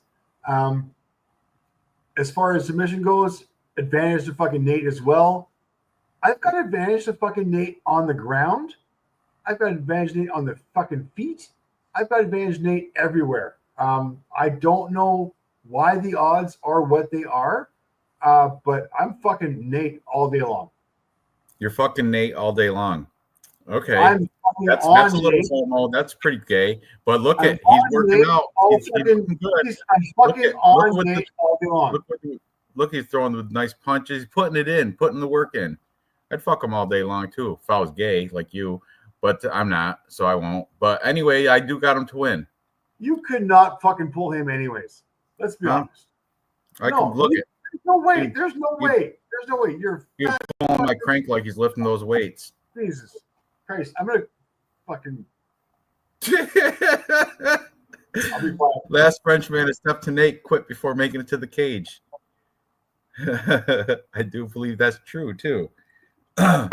Anyway, good enough. I like it. What are the odds?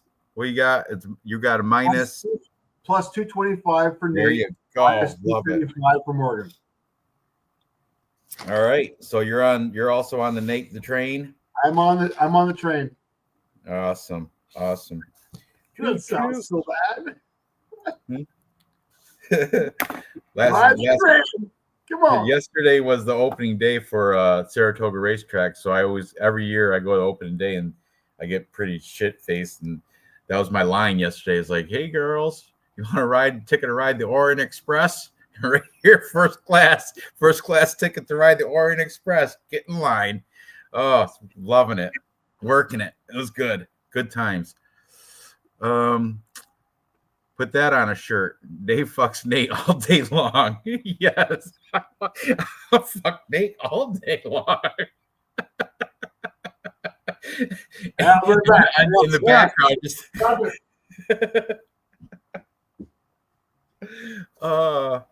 that's awesome. That's awesome. And in the background, you can have a picture of Jeff Molina saying head movement. There it is. I knew he's gonna break out the Jeff Molina shirt. El Jefe, full effect. Oh, I love it. Love it. I'd see him fight again. I hope he fights again. Who? Jeff Molina? He was slick, man. I liked him. I liked watching Jeff Molina fight. Yeah, he's. Huh? I don't like his dirty movies, but I like watching him fight, though. Yeah. That's great. Yeah. Okay. Muhu Vin On. What do you got next? Another good one. We'll Calvin Kattar, Qatar, if you will. 23-9, taking on Steve Garcia, 17-5. This is a banger. I don't know which one. I don't like that Calvin Kattar's got 4 losses in a row. So that's kind of a big, huge red flag saying he's already washed up. His career's done. But if you take a closer look at who those losses are against, you can't really. I mean, let me see. Pull this shit up.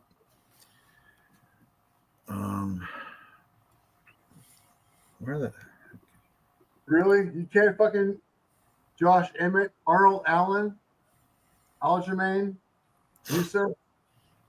Yeah, they're all. That's the thing. They're all good fighters. And he lost against Max. I get it. He lost against Max. I mean, everyone's going to lose against Max. But yeah, that's Max Holloway. That's also when he broke the record of most significant strikes in a fight with like 300 or something. But it was a 5-round fight. So, but the thing is here, he's going against Steve Garcia, which Steve Garcia is kind of like he's at that point where he's the big test. Like he's kind of the gatekeeper type. But he's good. Like if you beat Steve Garcia, you should be making your way into the rankings, I would imagine. Is he ranked right now, Steve Garcia? Is he in there in the rankings? Where's he at? I don't know. Hang on. Mean Machine. Number 18. 18. That's good. Almost cracking in the top 15. Yeah, and you know what? The New England Cartel is not what it used to be. And Steve Garcia at Jackson's wing. Come on, look at this. This is a hard one. This is a hard one. Fucking impressive as fuck. Like round 1, elbows, knockout. So to Callum Lawson, Sungwon Choi, round 1. Costa, round 2. Shirley, round 2. Chase Hooper, round 1. Okay, he lost the machine. I know. Look, how can you not take Joel Eventos, round 2. Like motherfucker, Luis Pena, he lost that decision. Round 2, round 1, round 1. I'm going back to 2018 right now. Like right, okay, and Calvin Kattar hasn't won a fight in 3 years, almost 3.5 years. He hasn't won a fight against a guy who finishes fucking fights like fucking nobody. Mind you, how many times has Guitar been finished? Not Never. many. Never. He's never been finished. Oh, never. Sorry. 2008. He got finished. So this would be the first time Arnold Allen, he had a knee injury. Oh, sorry, you're right. That was a knee. But it wasn't like a knockout. It was a knee injury. I remember that fight. He didn't get knocked out. And before that, he Josh Emmett, the hardest hitter in the weight class, and he took him to split decision. So that's not Josh Emmett's known to be the hardest hitter in the weight class. And that's a pretty good 3 years ago too, still. Whatever. I'm on the side of Steve Garcia. I think -140. I'm gonna see the odds on DraftKings right now for that. Steve Garcia -122. I love that price for Steve Garcia. I'm all over it. Count me in. So yeah, I'm on Steve Garcia hard. I'm gonna fuck him all day. Fuck him all day. I'm gonna fuck Steve Garcia all day. That's the new thing, Dave. You got on something. You're catching fire with that. Fucking people all day. You know what? I'm okay with it. I'm fine. I'm comfortable with my sexuality. That Sideshow Bob looking dude had Garcia hurt. Cater's awesome, but is he on the decline? Cater is definitely on the decline. I would think so. He hasn't won a fight in 3 years. New England Cartel has. I don't think any. Rob Font's the only one out of the New England Cartels that won a fight in the past 3 years, and I think Rob Font's only won like one. Who else is out of there? I watched the local regional scene, and there's not a lot of stars coming out of this area. Size up pretty good. Actually, Calvin Cater, in my opinion, looks a little bit thicker. He looks a little bit girthier and stuff, but it don't matter. I think I think Steve Garcia is going to outpoint him, get a decision victory. That's my pick, and I'm sticking to it. Real fight picks. I'm gonna say something that's kind of controversial. You know, you got a problem with it. Oh, love it. Drop it in the comments. But the guy all day parlay. I can't wait to make that one. Calvin Cater is past his prime now.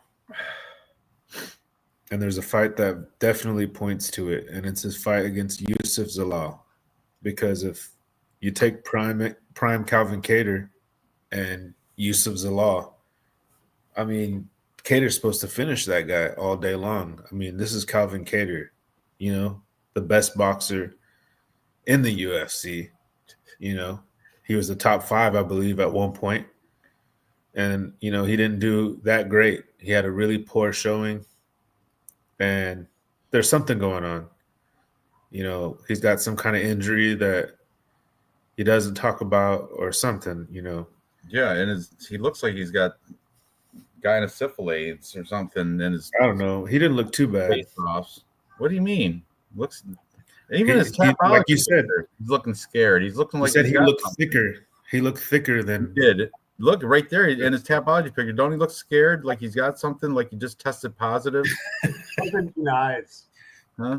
He looks like he's on that Tony Ferguson. It's just the clap, baby. I just got to get a shot and it'll be gone. That's it. It's just a shot and it's gone. It's like chlamydia. It's nothing. Don't come back. Okay, Calvin. Yeah, but right there, he looks like an old man. Looks like he ought to be going fishing with Gregor Gillespie. He's like, I'm gonna let you knock me out tomorrow. Let's organize a fishing trip. Him, Gregor Gillespie, and of course Bryce Mitchell. All fishing and drinking beers, talking about flat Earth. I'm Steve Garcia. Steve Garcia. I'll be too busy trying to fuck him all day. Fucking all day. Stupid. I can't take it. I can't do it. All right. Strike landed per minute, 4.60 versus 5.04. Advantage Steve Garcia. Strike absorbed, 6.62 versus 2.34. Fucking Garcia's got some defense, motherfucking boxer. Advantage on the feet all day long to Garcia. On the ground, takedown average, 0.36 versus 1.17. Advantage Garcia here as well. I mean, all day long, 88% takedown defense. With the Kelvin Guitars, 29% takedown accuracy. I don't see this fucking being beaten. Garcia on the feet, on the ground, all day long. Your fucking bets are at fucking Garcia's at minus 125. Yep, love it. How much can I put on this? Max bet it. I don't know. Like, honestly, really? There's no way I'm fucking picking Guitar in this fucking fight in any way, shape, or form. Not even plus 3.5 points? No. You don't think you win one round? Nope. Me neither. I'm just saying. Because I'm looking at it, but I'm like, you know what? I don't think so. I think Steve Garcia is going to either get he's not going to get a finish, but I think he's going to win every round. Unanimous decision. All right. Moving on. But, yeah, here we go. Next, we have Wonder Boy, Stephen Thompson, taking on, in my opinion, the better Bonfim brother. Or maybe not. Gabriel Bonfim. The brother of Ishmael Bonfim. I forget which one I like better. But who's the one that lost in Brazil? Oh, that's this one, Gabriel. To Nicholas Dalby, too. He lost in his home country to Nicholas freaking Dalby, and he got knocked out because he gassed out. That was a year ago. I remember that fight because he was like the anchor on one of my parlays, like a 5-fighter parlay. And I think it was kind of an earlier fight, but I remember he was like one of the only on that parlay. He's the only one that lost, and he lost to Nicholas Dalby, who I can't stand Nicholas Dalby. But anyway, now he's taking on Wonderboy Thompson, and if you look at Wonderboy Thompson's, it's opposite. He's 1-4 in his last 5, where Gabriel Bonfim is 4-1 in his last 5, and that is why he's a heavy favorite here. But UFC's got to fix the whole get closer lines. Come on, guys, and look at so much chalk on this card. It's almost impossible to throw in a decent payable like a plus money parlay, but we're gonna do one in a second. Anyway, this fight here, I was trying to look. I like Stephen Wonderboy, and I was trying to look for like a way he could win, but then I was like, 42 years old, Gabriel Bonfim's 27. Man, I know like Stephen Thompson's got that karate style, which is real tricky to train and get ready for. Because what are you gonna go to the Tiger, Tiger Taekwondo or whatever, Tiger Showman Tiger karate place and say, give me your best guy, I gotta need him trained.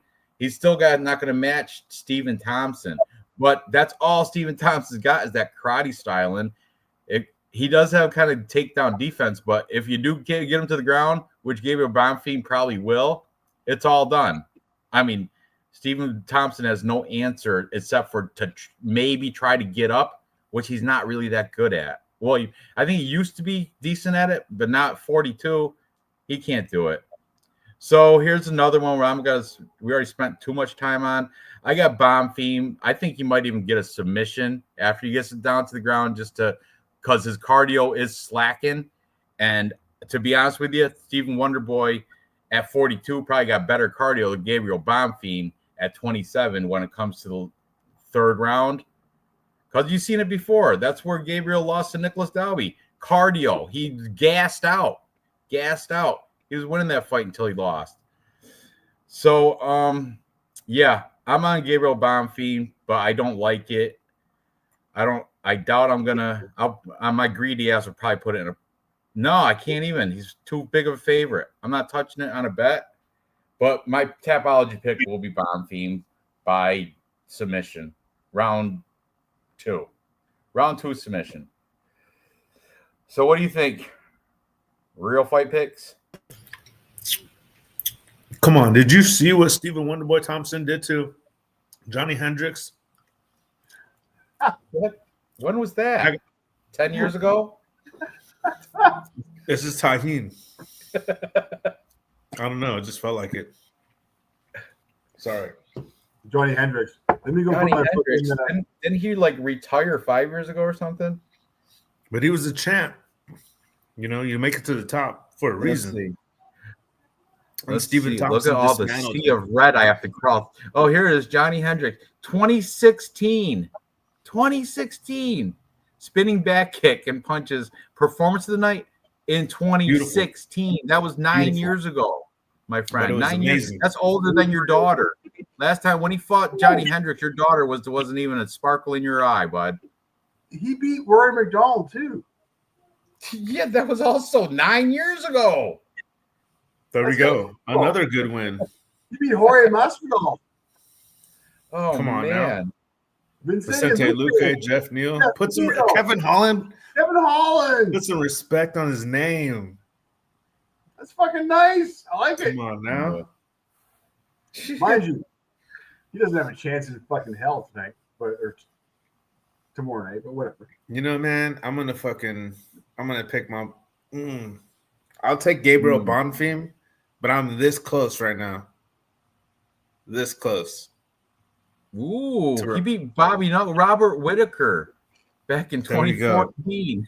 2014 performance of the night. That was a Rousey versus McMahon card. Right? Ronda Rousey for There we Sarah go. McMahon. Sarah McMahon was Dude. was headlining UFC 170. UFC 170.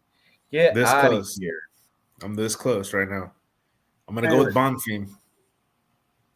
But I'm telling you, Please do. Wonder Boy. I'm rooting for Well, Wonder forgot. Boy because I'm not going to put money on this. I'm rooting for him, but I think Gabriel Bonfim's going to take care of it. Gary Bonfim, 17-1, only one loss, 6.47 average. Sorry, 6.48 average fight time. Fuck, man. 10 years. Sorry, 15 years younger. Oh shit. Sorry, 14 years younger. Strike time per minute, 4.11 versus 5.22. Advantage Bonfim there. Strike absorb 3.02 versus 3.00. Both positive striking ratios. Advantage Bonfim on the ratios as far as that goes. On the ground, 0.25 versus 3.68. Bonfim's got the ground game here all fucking day long, the fucking Brazilian.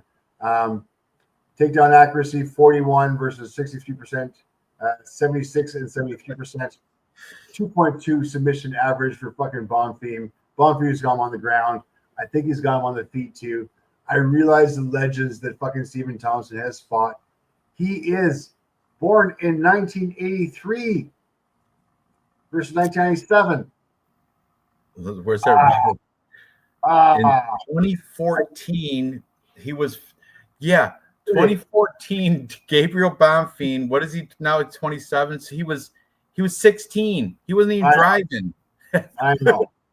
Gabriel Bonfim, 17-1. I do not think Stephen Thompson is going to be handing Gabriel Bonfim his second fucking loss. I really don't. He would have caught an SA charge if he fought him back in UFC. I know.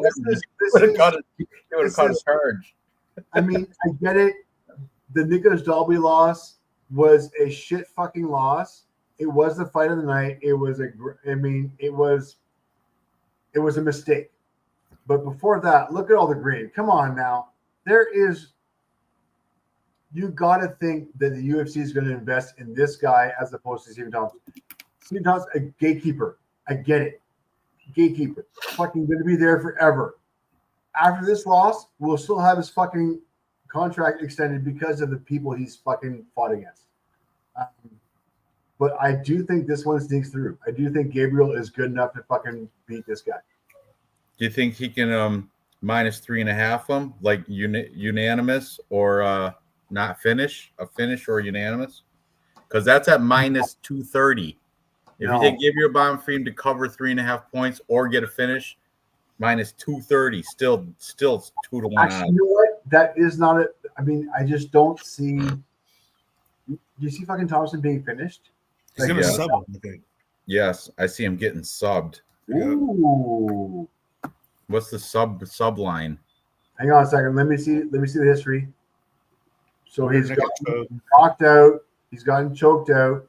Decision. So possibilities for a knockout or a chokeout. Hang on a second here. Let me go to odds real quick. I apologize. My fucking mouse is killing me today.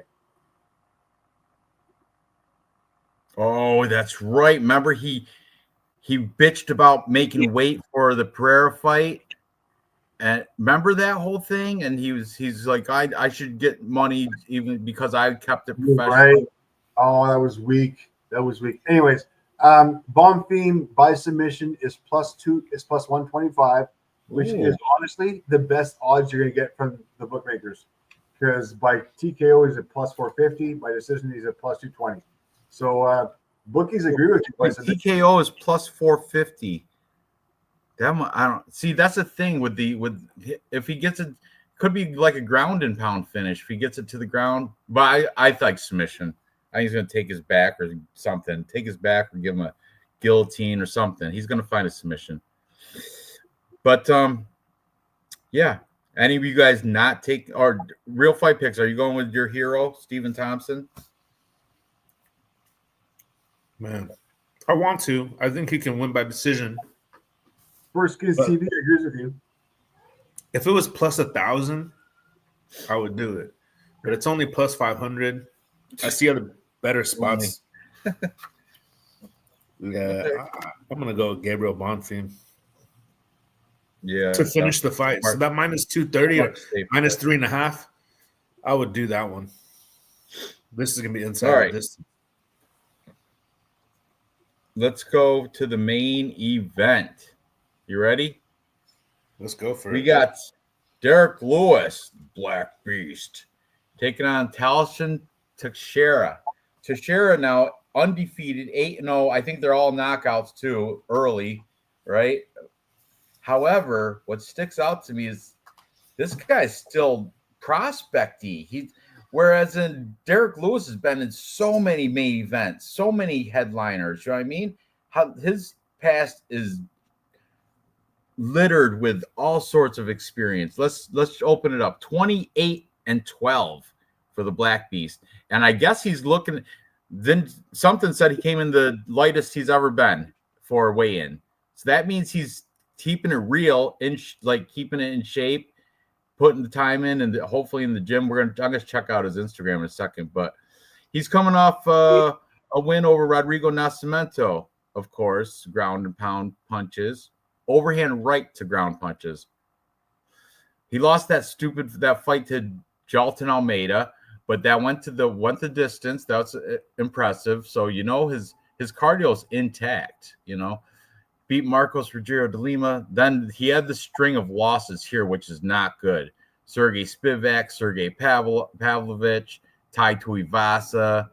You don't like any of that. But look at the bright spots though. He beat Curtis Blades, but that was a fluke, right? Curtis Blades kind of like banana. Oh, he went for a double leg and he got caught with an uppercut. That's what happened in that one.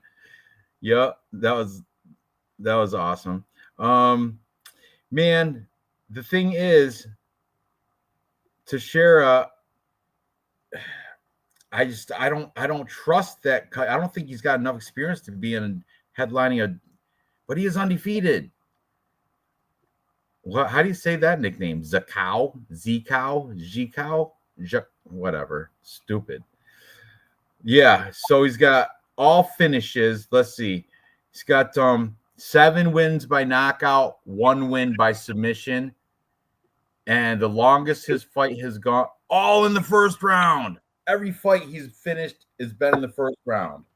So my thing is, if Derek Lewis can make it through the first round, he should win this fight, to be honest with you.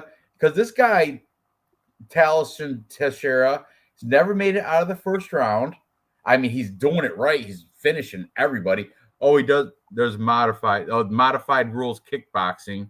He went to decision, but everything else, that's MMA, finished in the first round. But I don't think it's going to happen that way to the Black Beast. I think, I think I might sneakily take Derek Lewis plus 5.5 points on a bet. But I think I just don't think Teixeira's. I don't know. I think the test is too big for him. Because who's the best person he's beat? Justin Tafa? Yeah, that's it. All these other guys are clowns. They're all cans. All of them. Everybody except Justin Tafa that he's fought and beat is a freaking can. Fuck that. I'm taking Derek Lewis. I don't care what you guys say. So go. What do you guys got? Real fight picks. The thing about the UFC was that they're all business. You know what I'm saying? Like, they don't give a fuck. Like, even fighters that that they like it's pretty well documented that the UFC likes Derek Lewis, but I don't think they do anybody any favors. I think that would go against their business model. So they set the stage for this like up and coming prospect because the heavyweight division is really stagnant, but they don't want to waste a star like Tom Aspinall, because John Jones is kind of playing like, hide the fucking rainbow role. So they got to, they're going to use Derek Lewis. It's going to be an exciting fight, even if it finishes in the first round and Derek Lewis loses for the 11th time by knockout. I don't know. He's been knocked out a bunch of times. It's quite a lot. Against a guy who's not been knocked out ever. That's my issue with this shit. Well, he's also only faced cans. Who's faced him that can knock him out? Name one person. I'm picking Teixeira. I just talked myself into it. But he's the favorite, and he should be, because Derek Lewis is a quitter. That's ballsy, taking the favorites all down the entire card. Brave. Hey, I have Tuco Tokos. Yeah, because we talked you into it. Look at the big cheesy grin. I hope Derek Lewis knocks knocks him out. Look at that. I like Derek. He's going to be ranked now. In his eye. He is ready. I got to check out his Instagram. Derek Lewis Instagram. If I see him putting it in at the Silverback Fight Club, if I see him put it, I'm doubling down. When's this? We got they're Power Slap. He's doing Power Slap against the old white guy. Who else we got? Okay. Man, I don't see I don't see much training. I don't see any training, so yeah. So yeah, I'm gonna take Lewis just because of his experience. And Teixeira, I believe he's good, but he's still a prospect in my opinion. He hasn't beaten anybody with a name except for Tafa, and that's not much of a name because Junior Tafa is losing tomorrow as well. So yeah, that's that. Dave? So I think we're underestimating Derek Lewis's ground game, first of all. We're underestimating the way he's coming in. There's no way I'm putting that money on fucking Teixeira, especially in the main event like this.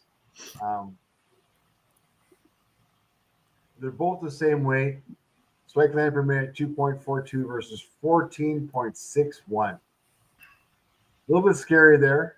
Strike absorbed 2.48, so still positive striking, even striking ratio for Derek Lewis. Tolson does take a bunch of hits as well. On the ground, Derek, not a ground game guy. Neither is his Tolson guy. He is a straight stand-up guy, straight on the feet, going to be volume. This is why he gets his knockouts. Mind you, as far as his record goes, is he proven? I don't think he's proven yet. He hasn't fought that repertoire. The Tafa win, first round. Okay, I get it. Good win. This is why he's got this fight with fucking Derek Lewis. This is what fucking brought him in here. Arthur Lopez. Who the fuck is that? Martinez first. Who the fuck is that? Who are exactly? That's what I'm saying. Cans. They beat fucking brother. Are these guys brothers? Anyway. Oh, Mateus and Arthur, the Fonseca brothers. Yeah. All right, they both. Okay. I'm not impressed yet. For Mateus is 2-3 out of Brazil, and Arthur is 2-1, also out of Brazil. They look same. Arthur's a brown belt, no black belt. He just got awarded it though. Yeah, these guys both suck. They're both cans, and they both happen to be victims of Teixeira Teixeira, and they both suck. They're horrible, and that's why he's going to lose tomorrow because he hasn't beaten anybody good. You know, another reason I picked Tolson, because you know who I think is not good, but he's probably better than he looks. But then he looks really bad sometimes. Is Tai Tuivasa. Like, I feel like this guy could beat Tai Tuivasa too. And Tai Tuivasa beat Derek Lewis. So I feel like, okay, we'll see though. You're ballsy. But Derek Lewis might, he's the one guy. I had Chris Dawkins. I'll never forget that. I don't know why. I feel so stupid looking back at that. Like, he would never beat Derek Lewis on any night. Doesn't matter when. Oh, right there. There was Teixeira Teixeira. Boom. Watch. Boom. That's how he's going to fall tomorrow. Can't wait to see that. My balls was hot. Can't wait to hear my balls was hot. Yep. Teixeira Teixeira. Looks like a tall drink of water compared to Black Beast. So Dave, what was your final pick? I gotta go Lewis. That a boy. Sweet. All right. No bets, whatever it is, but I gotta go Lewis. All right. So we only got a couple spots that were locked in. So somebody's gonna have to change their pick on a couple things. Otherwise, yeah, on one of these, because there's so much chalk on this card. All right, so kicking it back to the beginning, we don't do girl fights, but we're all on Fatima Klein. We're all on Mike Davis, but he's like a minus 1100, so that's not happening. I'm on Walter Walker. I think both you guys are on Kennedy and Chukwu, right? Dave, you too? I'm on Walter as well. Oh, that's right. You're Walter. But real fight picks, you're on Kennedy. We're all on Eduardo Mora, but girl fight. Can't do that. I'm on Cheaty. You guys are both on Jake Matthews. I have a T-shirt bet with one of you two. Me. With you on that one. I'm on Chris Curtis. You both are on Max Griffin and his big teeth. I don't know why. But so we can't go on that one. We're all on Tuco Tokos. What's his odds? 140. That's playable. Where is it? Tuco Tokos plus 150 on my book. But I'm gonna take him plus 3.5 anyway. But okay, so plus 150, minus 180 for Junior Tafa, which nobody is on except for his brother and the Tafa gang. We're all on Vitor Petrino, but he's minus 700, so that's not happening. I have a T-shirt bet. I got Nate the Train, and Real Fight Pick has Morgan Charrier. We T-shirt bet on that. Dave's also on the train with me. He's gonna fuck Nate all night. fucking the train all night. We're all on Steve Garcia, and he's minus 122. So that's playable. So we got Steve Garcia and Tuco Tokos. We see one more, and we can't do like Real Fight Picks on Stephen Thompson, so we can't do that. What? I could change to. We could either use Bonfim or I can change to Walter Walker. I would rather you change to Walter Walker because Bonfim is minus 155. Walter Walker's plus money. Bonfim is only minus 155? 455. Gabriel Bonfim. Minus 455. Two chalks. That's Walter Walker's spot right there. Yep. Walter Walker's plus 170. That would be the spot. So there it is. Walter Walker over Kennedy. Slow start in Chukwu. Okay, so the three of them together. Hold on. I've been making bets. I got a 5-pick parlay I got to put in real quick. Who's your picks? So my 5 pick.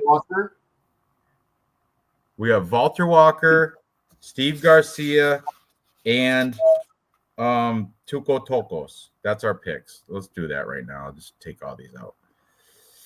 Let's go through again after. So Tuco Tokos plus 150, Walter Walker plus 170, and our last one was who?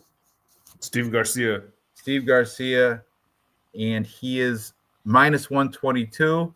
Those three, oh my goodness, pay out. That 3-pick parlay pays out plus 1,128. So a $20 bet will win you $245. Place that sucker. There it is. Dave, you get the similar odds? Plus 1,088. Ooh, you got better than me. Oh no, I got 1128 or something. But let's I'm gonna copy paste my bet. There was fights on tonight, like one fighting championship. I think I saw some crazy Japanese looking guys on there when I was looking at it. It's a good promotion. It's all right. Demetrius Johnson, he kind of like carried that for a minute. Come on. He let you know they're the real deal because he got beat by a couple guys. At least one that I could think of and knocked him out. What? Demetrius Johnson got knocked out over there in that organization. Oh, did he? Okay. Mighty Mouse? Yeah, Oh, an no. old Mighty Mouse had to be. Yeah. But he Mighty came Mouse back and he knocked the guy out who knocked him out, which is kind of badass. All right, there it is. So, 3-pick parlay plus 1128. Garcia, Tokos, and Walter Wacker. So, copy paste. All right. Paste 3-pick parlay. Or wait, plus money parlay. We should all be happy next week. When we come back here, we should all be congratulating each other. We won our last event parlay. That cashed. It did? Last event? Yeah. That was 2 weeks ago, wasn't it? Yeah. It was the. That's cool. All right. So here we Let's are keep with. rolling. Here it is. Our plus money parlay. 3 picks.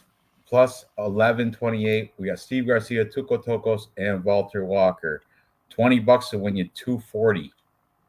That's what I put on it. So now we're gonna do what's the one that they were asking for about the Fucking all day. Fucking all day. Well, I hate using the same. You have to use Steve Garcia, right? Fucking the guy all day parlay. Who did Dave say he's gonna fuck all day? Nate the Train. I said Steve Garcia. Dave, who are you gonna fuck all day? Nate the Train. I'm fucking Nate. Let's see what this pays out. On that train. Riding that train, high on cocaine with Nate. You had me at cocaine. Okay. I like that. Nate the Train is plus 210. Love it. Plus 210. Steve Garcia minus 122. Love it. And real fight picks. Who you gonna fuck all day? who's your guy? Who's my fucking all day? Let me see. Lauren Murphy. Well, it's a guy. You got to pick a guy. It's got to be gay. I'm gonna say it's got to be a gay thing. Lauren Murphy almost makes it. She almost makes it. Jake Matthews. Yeah, Jake Matthews, because like he's weird. You know what I mean? Oh, you should do Jake Matthews. You do have a thing for him. Yeah. All right, there it is. Yeah, like, I feel like he would beat me up for this. Where's That's Jake? what I like. Plus, he's plus money. So this is a good one. All three. Wow, this is a good one. I know, I'm only putting $10 on this one though because the fucking all day parlay. So $10 pays out 133. Viewing my bets, and here it is. That's a great one. Copy. Man, I'm gonna need some more Pabst Light to do this bet. Fucking all day, Jesus. Without a couple beers, forget it.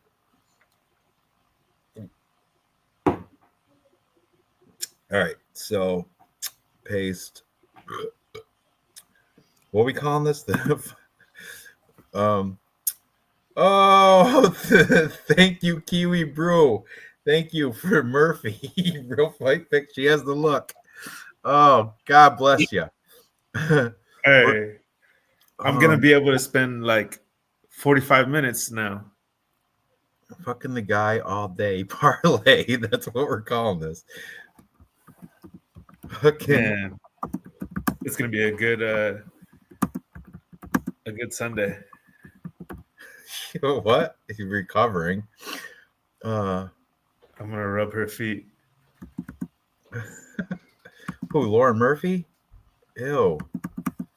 Yeah, hopefully they're all You going to bed? callous. How much money do I owe you? $5? Do I? Where's my wallet? I just had it here somewhere. Oh, it's right here. It's Kiwi Brew's fault. I got to we have a continuous swear jar here. So my daughter, every time I do a live stream and she sees I'm drinking, she stays in another room, just counts every time I swear, and it comes up. Yeah, look at her big grin. So she got a quick 5. Luckily, she only heard part of it. Otherwise, it'd be at 20. But anyway, so there's the oh, I didn't post it. Here it is.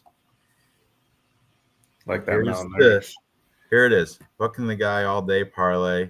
3 picks. We got Nate the Train, Nate the Train is Dave's boy.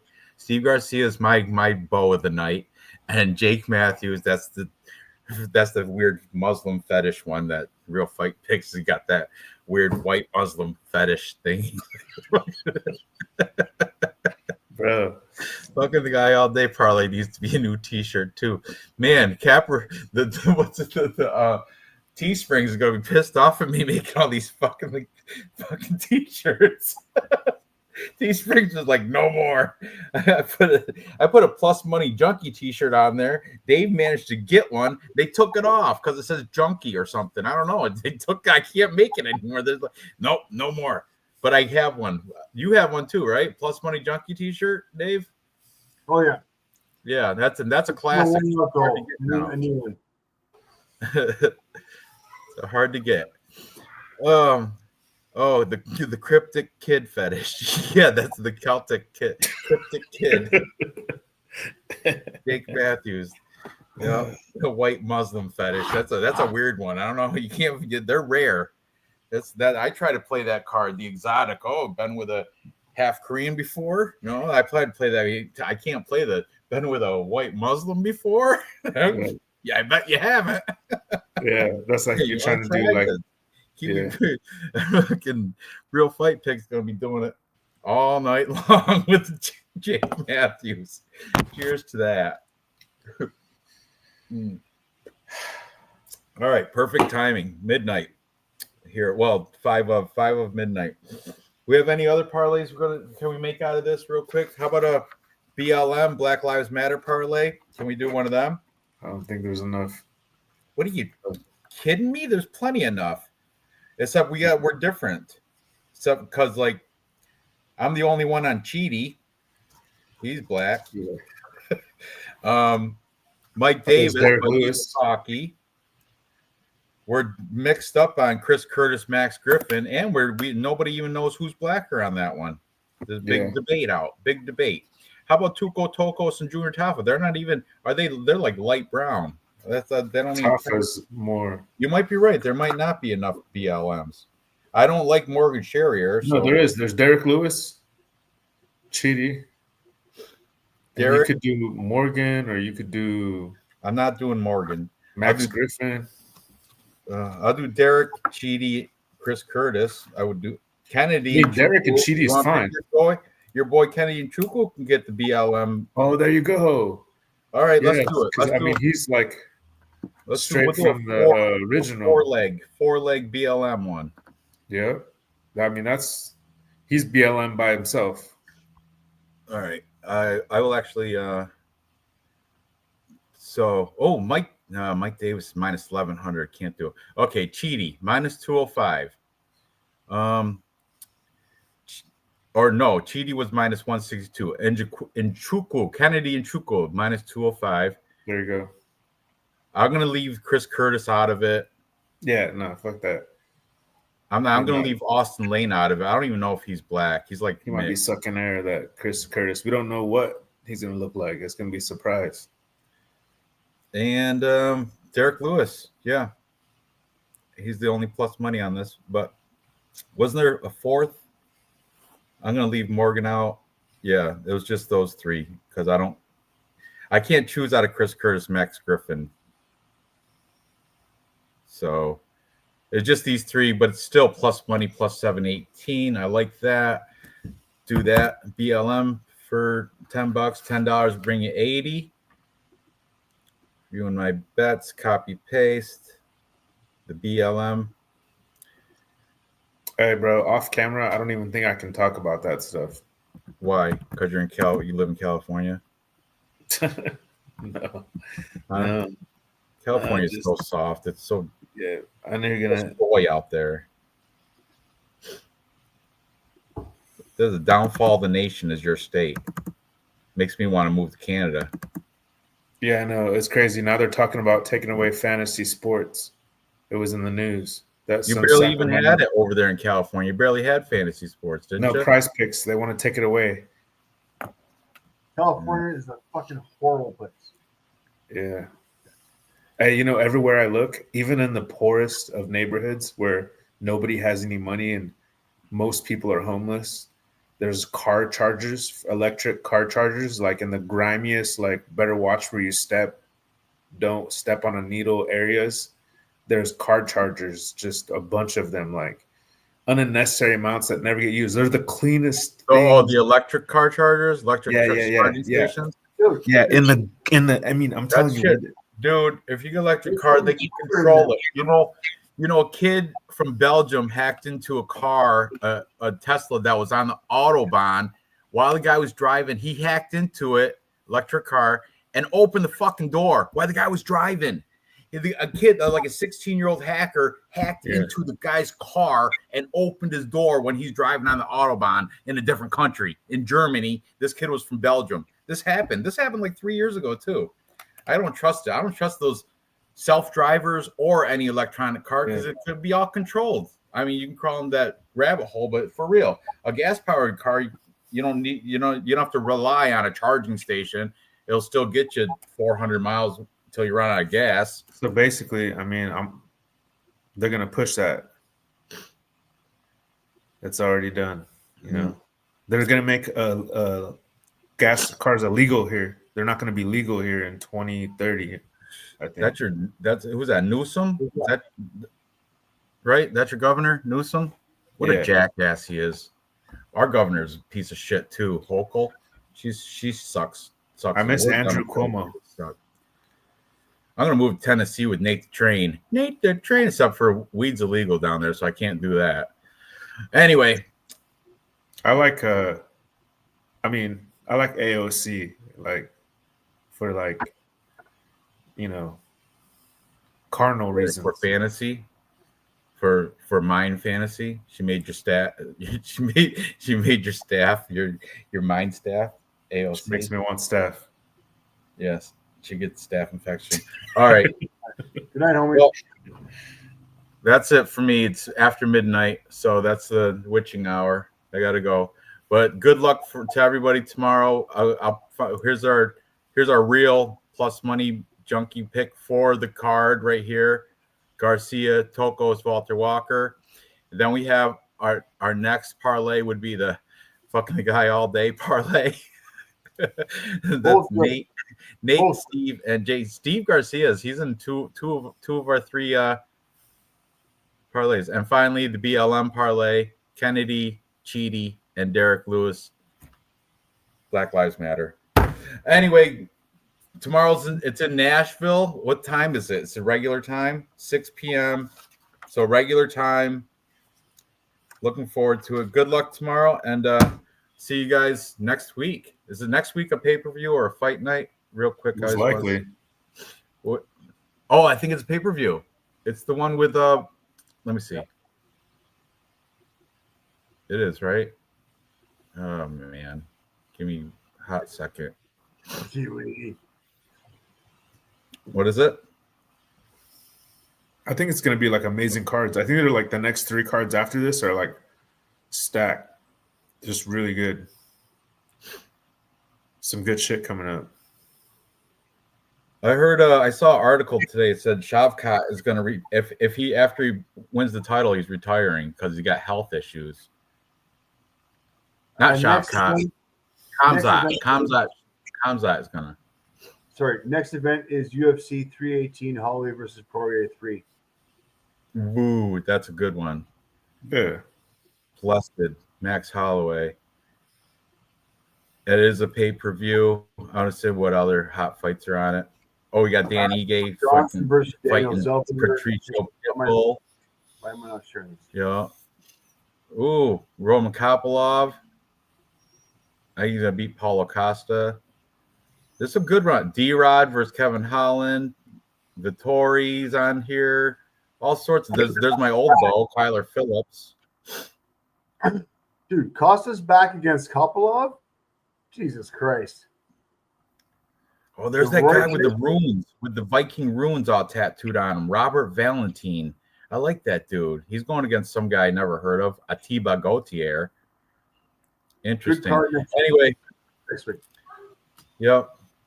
Midnight. I'm turtling. So, why would you want to move to Canada to get away from California? Just colder gays. Oh, man. I enjoy Canada, though. Max versus Diamond. Ice Viking. Yeah. All right. Have a good night. Yeah, you guys all have a good night. Best of luck tomorrow and see you next week. Later. Sounds good. See you guys. Night.